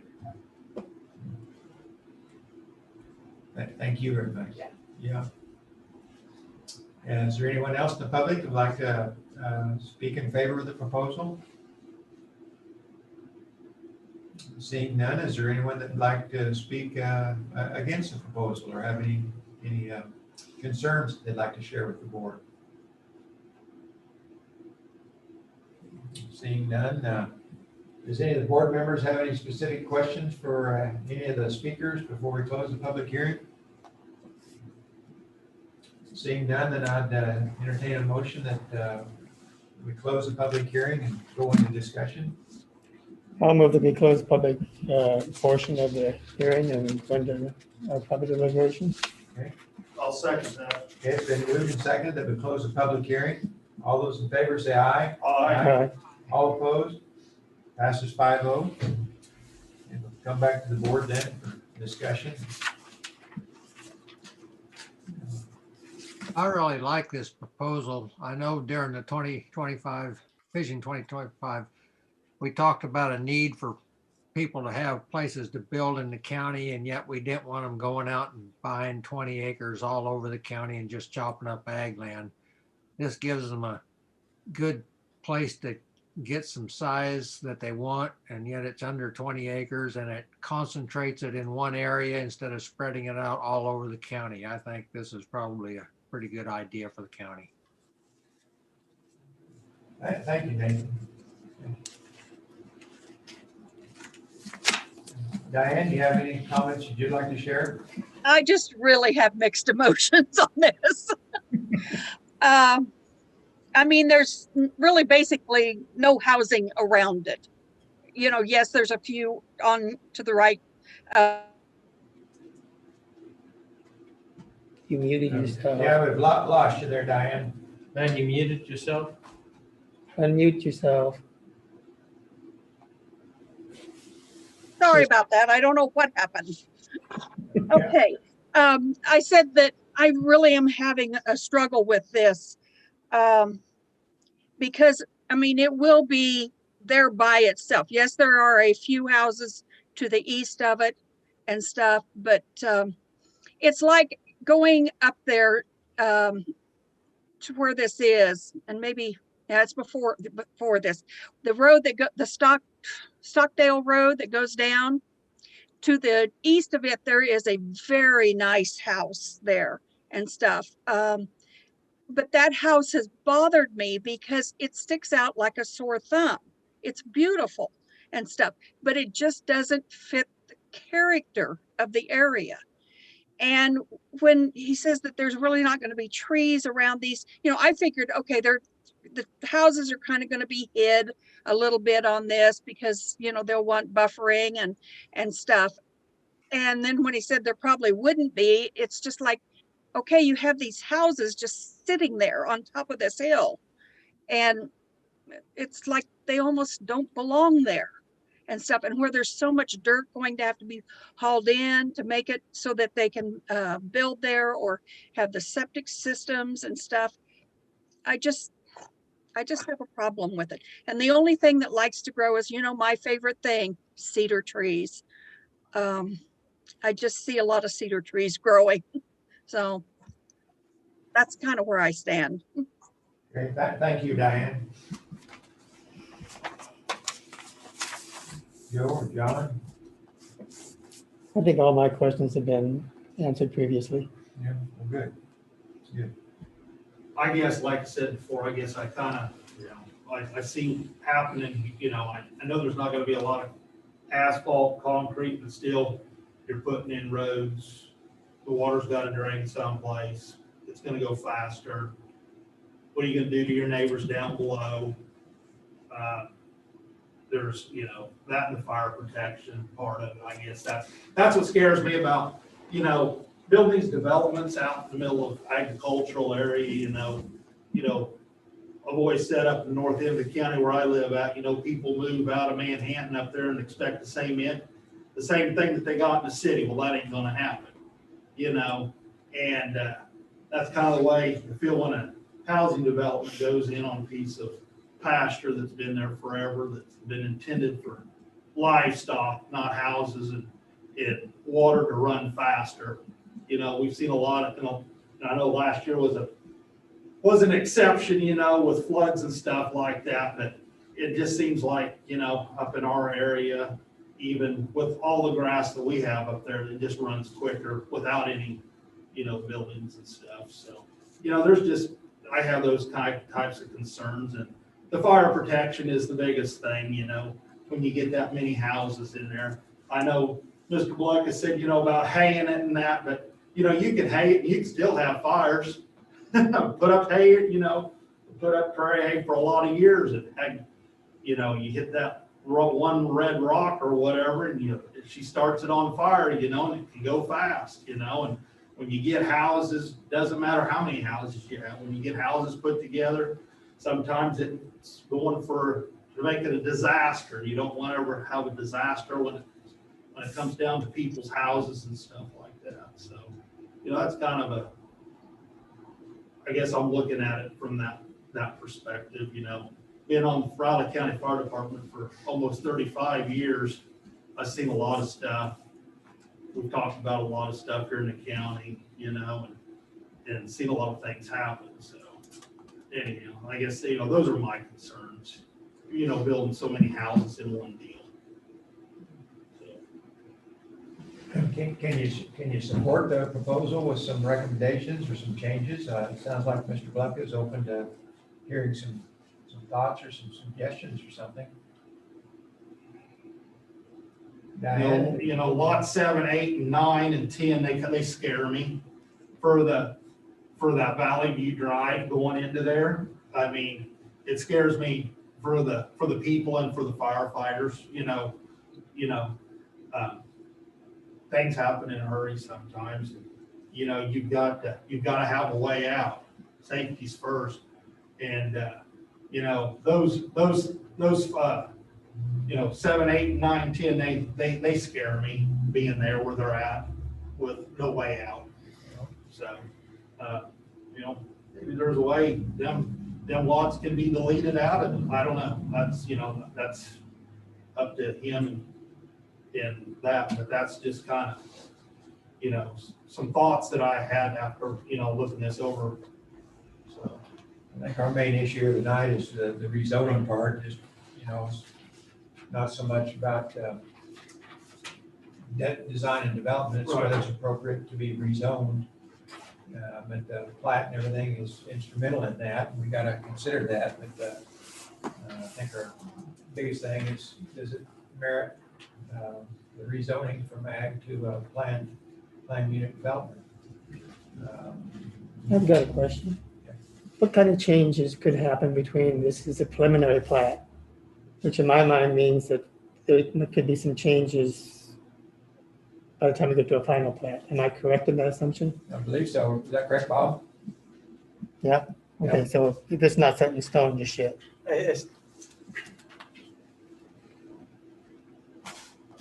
I have to look at the regulations to be absolutely sure on this, but there is a certain amount of change that you can make between a preliminary and a final plat, a percentage, before you have to essentially go back and get a new preliminary plat approved. I see. Okay. The other thing while I'm at it here, what they're talking about is defensible space. And that is recommended on all residences out in the county. Whether they're next to each other here or we're just one out there by itself. There's a defensible space in and around your home. Planting grass, keeping it watered and stuff like that, and getting the wild or the native grasses further away. So if there is a fire, it's not right up against your house. That's what's being planned. Something else you might want to take a look at. This is not like a city block here. These are very large lots. These look like they're really small, narrow, gapped it up. There's quite a bit of distance here in each one of these lots. So keep in mind that the scale of this is massive. It just looks small because they're all right there. Like as far as the cul-de-sacs and meeting the fire standards, it's not like the petitioner did not have multiple discussions with Pat Collins and ignored all the recommendations, strong recommendations that he made. And he said he was absolutely okay with the proposed turnarounds and the fill points and the layout of the roads. Also, the roads are going to be built to county standard. Most likely, they will be paved, so they'll be able to get in and out quicker. Yes, sir.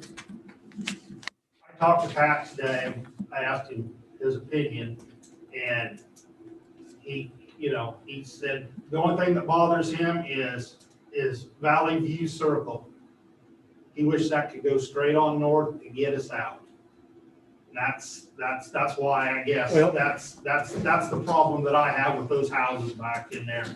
There's actually no way out to the north. I mean, besides that circle to turn around in. Drag that thing down here. Here's the And other that's what I thing. looked at from the very beginning as well. There's a future roadway here to connect to the property off to the east. But that's a future roadway. So how many years is it going to be before it's developed though? You just don't know that. This right here will connect north to a pasture. There really is nowhere to go going north. I could show you that on GIS. It's a substantial tract, larger, much larger than this. That's nothing but pasture and will remain pasture. So I can't see that that would help anything to connect northward. But Bob, what's going to guarantee that that will stay pasture? But It's just like, we don't this is- exactly- This is pasture.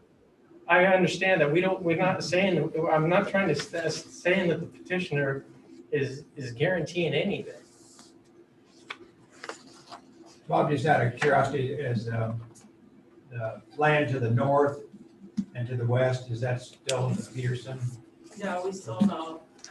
To the west is an ag exemption that we did this spring. Absolutely. For There's 2 ag exemptions on the west side that we did this summer. this one, this tract over here. There will be a house over here, Where's your area there, Bob? right here. There'll be a house over here. That's an ag. This tract off to the east is owned by Mr. Blecka. And so, and of course, there's a house right here down Fred Carlson's. There's a house right here. There are surrounding houses, not a whole lot of them, but they're surrounding houses. Are not necessarily farmhouses. So I have a question for Lynn. Why not develop what you already have over there now so we can get a road going out that way? Access is impossible.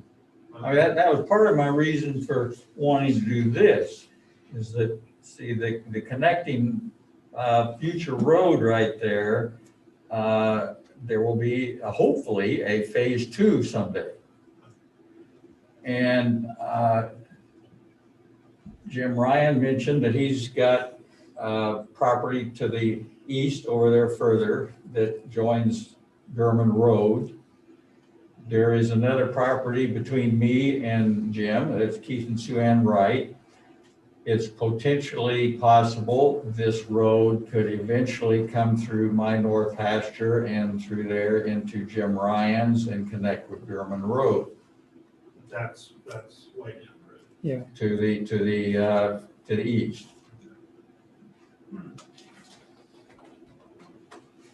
Just I would curious. like to point out, there aren't any neighbors or anyone here speaking in opposition to this. I mean, Steve and Paula Thompson, they're right there. If somebody wanted to be opposed, they would be opposed. I've done my due diligence to help those people. I bought that track and I've worked with them. I've had conversations with them. Fred Carlson, I've had conversations with him. I see no opposition here from anyone in the public. It was advertised in the paper. There are no one here speaking in opposition to this. Lynn, you might mention architectural review board. I mean, I think the lady was having some trouble. Part of the covenants, restricted covenants, there's an architectural review board, and when someone wants to build a house or accessory building here, that will go through a review of an architectural review committee before they are allowed to get a building permit here. And we got some people here tonight that are interested in purchasing a lot. We got 2 other couples that are very interested. There's demand.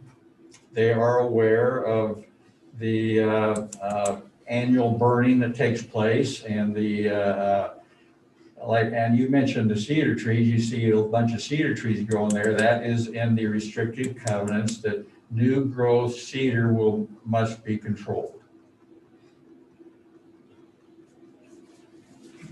Thank you, Mr. Flex.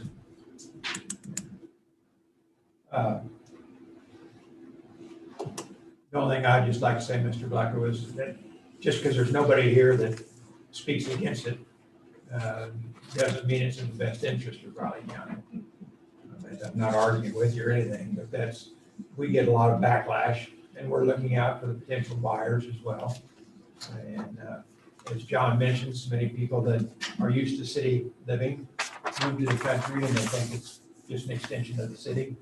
and they get out there and they don't, and then all of a sudden they come back and want the county to do this and the county to do that. It becomes a taxpayer burden, but that doesn't mean I'm opposed to the project or anything. I'm not, but that's, May I say another thing here? Jim and Julie Kirikoff over here has joined Ryan Realty, and Phil Ryan is here, and we've had a lot of discussions about this, and we've discussed that there's got to be an education process when someone comes in and wants to buy a lot. There's got to be an education process in this. They understand that they need to explain the restricted covenants, the pros and cons of living in a country versus living in the city. Jim is a very astute person when it comes to country living and farms and ranches, and so it's not like we've got a bunch of greenhorns here that aren't familiar with what's involved in this. I mean, and the education process, I agree, is very important to talk with people and talk through the process of building and what's involved in living in the country. I mean, I've lived out in the country for 52 years, and I know Mr. Ryan's, he's been very involved in this county and stuff. So, I mean, we're virtually all got rural Kansas experience. And I know what goes on, and I know what can happen, because everything isn't perfect, and maybe in a perfect world, but there's not everything that's perfect, so it's, Nor is it in the city. that's why they want to move to the country. Perfect. So what's the reason for a comprehensive land use plan? If you don't intend to develop this area, what's the purpose, and where is there a place in the county that you can go and develop? If you're against development in general, then in the county, then why have these areas that are designated as low density residential? Why anybody was against anything? Well, it's your comments have been pretty negative, to be honest. So. Yeah, but you got to understand how I was raised and how I come from, and being on the fire department, how I think about my mindset on things. Because the older I get, the smarter I get about things. And nobody said I was against anything. I'm just, you got to think about everything. And I'm just throwing things out there. So, well, the discussion is good. If you don't discuss, you're not gaining anything. I've lived out here for 25 years, and the fire that swept through several years ago on the other side of the south side of the highway, the roads were blocked off and everything. And my house, I'm not too worried about my house. I've got grass around it. I've got gravel around it, and one needs to take these precautions, and that's part of the education process. that's fine. We just say that's kind of our job, to ask questions. Like I say, John said, I don't think anybody said anything negative. We just want to answer some questions. The biggest issue we got here is whether this proposal merits the rezoning.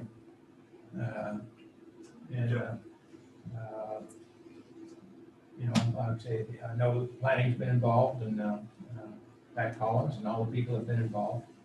But as a planning board, I think that's where we need to focus on, is the rezoning part of it. Is any of the board members comfortable with making a motion of some proposal? Or do you want to add some suggestions that would be incorporated into the plan? We've had discussion here about maybe a minimum private driveway distance, maybe to be a suggestion. Don't know how strongly anybody feels about it. Well, I think each one of the, landowners there is going to want a road wide enough they can get the vehicles in and out. So that pretty much gives you your 12-foot right there. Anything short, less than that, it's really, really tough to get anything in and out. Right, yeah. It is. Yeah, Oh, yeah. Yeah, if it was 10, it wouldn't be acceptable. Yeah. And as far as trees on these things, Lynn says he's been trying to grow trees for a number of years. I got a 30-year-old tree that's, And we know that hill out there is full of rock, is solid rock underneath. yeah. And that's yeah, why it's grass. Yeah, So, and when it yeah. rains, I'm sorry. I mean, it'll get down through the soil, but in some places soil is like That's that right. thick. Yep. Water storage capacity is next to nil That's on right. those things anyway. Yep, So, we got it. somebody wants to come out here and plant a bunch of trees, and growing a garden is gonna be even tough. Yeah. And hopefully they'll be able to tell, anybody that purchases that land that if you want, fresh garden vegetables, go to the farmer's market. Yeah. We know it's wrong. Diane, did I hear you, do you start to ask something? Well, I was going to ask about the possibility, I mean, with what John brings up about those lots 7, 8, 9, and 10 maybe, the people getting out, I mean, with the pasture to the north of them and everything, I didn't know if there was maybe a chance of combining some of those lots or something. But then you all start talking about how poor the ground is and stuff. And I've been sitting here reading over and over and over these reasons to consider when deciding a rezoning petition.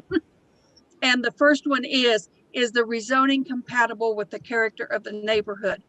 Well, the character of the neighborhood to me is the soil, a lot of it. And you all are just, I mean, what you were just talking about, it was like, no, it's not compatible. About it, being such poor soil and everything, that's why it's grass. So I don't know. I'm trying to figure out a way to get, because I agree with Nathan too, that in the comprehensive plan, we wanted places out in the country where people could build and have small acreages, but it's just, I think it's just too much in one spot, maybe, is what a lot of mine is. Well, for me, my thinking is, number one, I like the fact they want to build in a place where the soil isn't so good, because I don't want them coming out here and building in really good productive soil. That's true. Yeah. That's true. If you go over next to the lake, that's developed all up and down in there, and it's the same type of area soil, and I'm assuming. So really, I could foresee 100, 200 years, maybe this growing into a residential area with what's already over along the lake. I like the idea that it's closer to town and it's not up in the north or the middle part of the county. Let's keep it Right. close to a residential area. I'm hoping that people put houses in there, they'll be smart enough to have big enough lawns that they'll keep green and mowed. So if a fire ever did get out there, it won't get close enough to their houses that it'll cause a problem. The biggest issue would be smoke to me. When I first started looking at this, I didn't like the idea that it's taking pasture out of production, but the more I thought about this, we needed areas for people to grow and develop. And I'm thinking, I like the way it's got ravines all around it, except on the north. I wished it went all the way around. It gives kind of a natural break from the surrounding property owners too. It's kind of self-contained almost. Yeah. The more I think about it, I kind of like this development, just to give the people that want this type of place a place to go without going out and buying 20 acres out in productive farm area where I'm going to be in trouble with my neighbor for getting spray on his lawn or something. Nobody's going to spray this area in here because there's no crop ground around it. It's all pasture. To me, we talked about places to develop. To me, this looks like a perfect example of where we wanted something like this to go. I understand the fire issue. Hopefully the people that build their houses will be smart enough to put in fire breaks around their houses to keep fire away from their place. And I'm like you, that I mean, one thing that's really a positive about it is its closeness to town. Yeah, so that's where I want it too. I want to keep it closer to town. I don't want it 20 miles up in the county somewhere. I want it up there somewhere. Thanks for those comments, Nathan. Thank you. Does any board members feel strong enough to make a motion? I'll go ahead and move forward.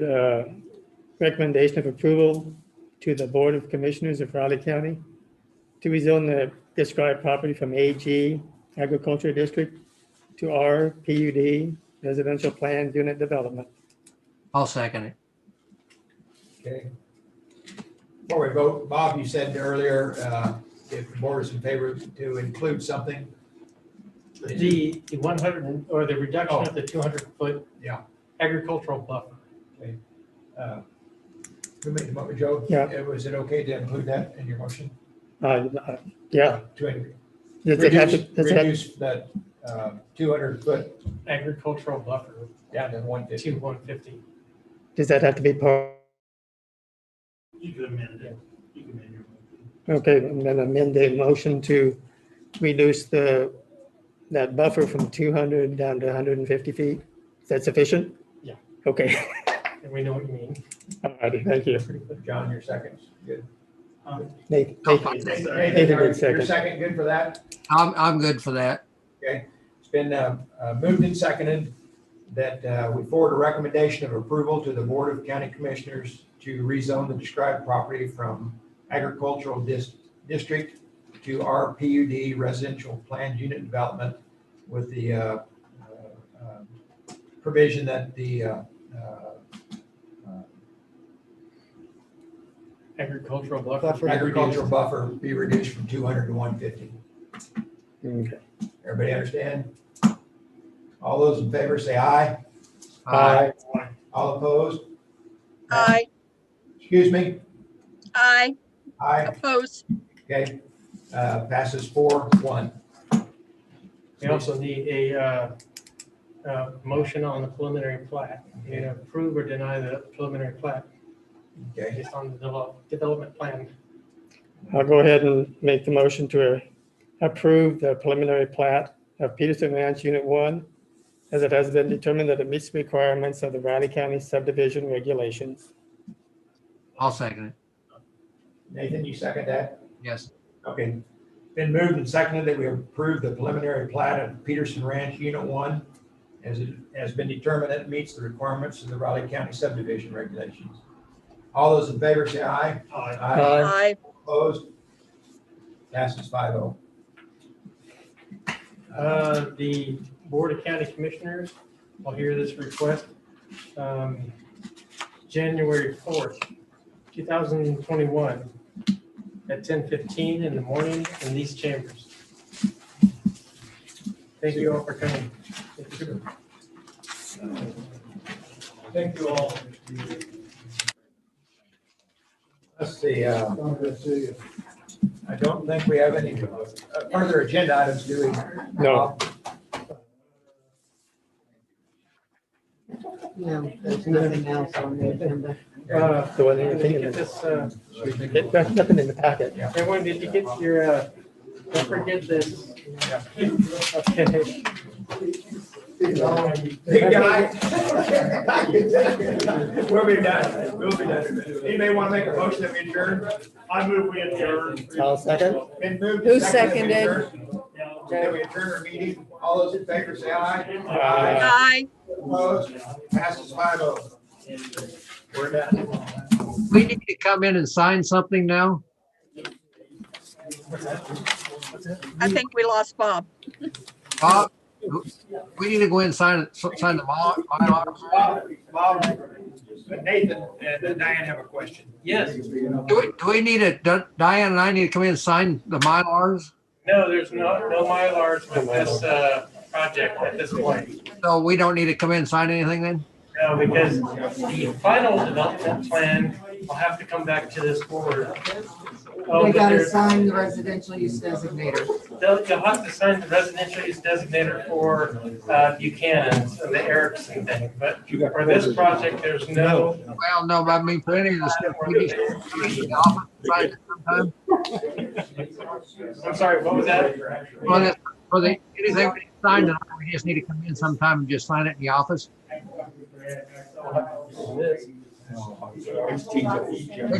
We needed to sign something for the Erickson project. Yes, Nathan, yes, I think there's a thing we do have to sign for that. So we just go into the office and do that. Yeah, Okay. That's the first time I've zoomed in. I didn't.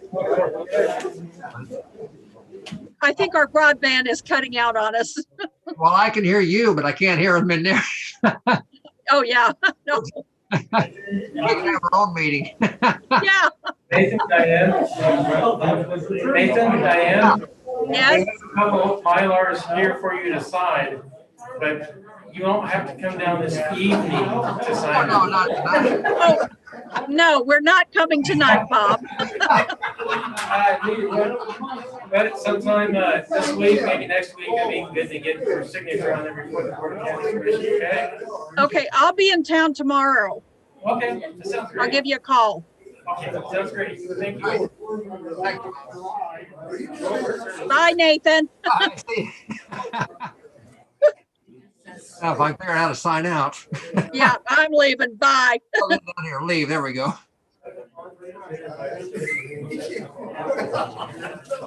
Well, I'll tell you,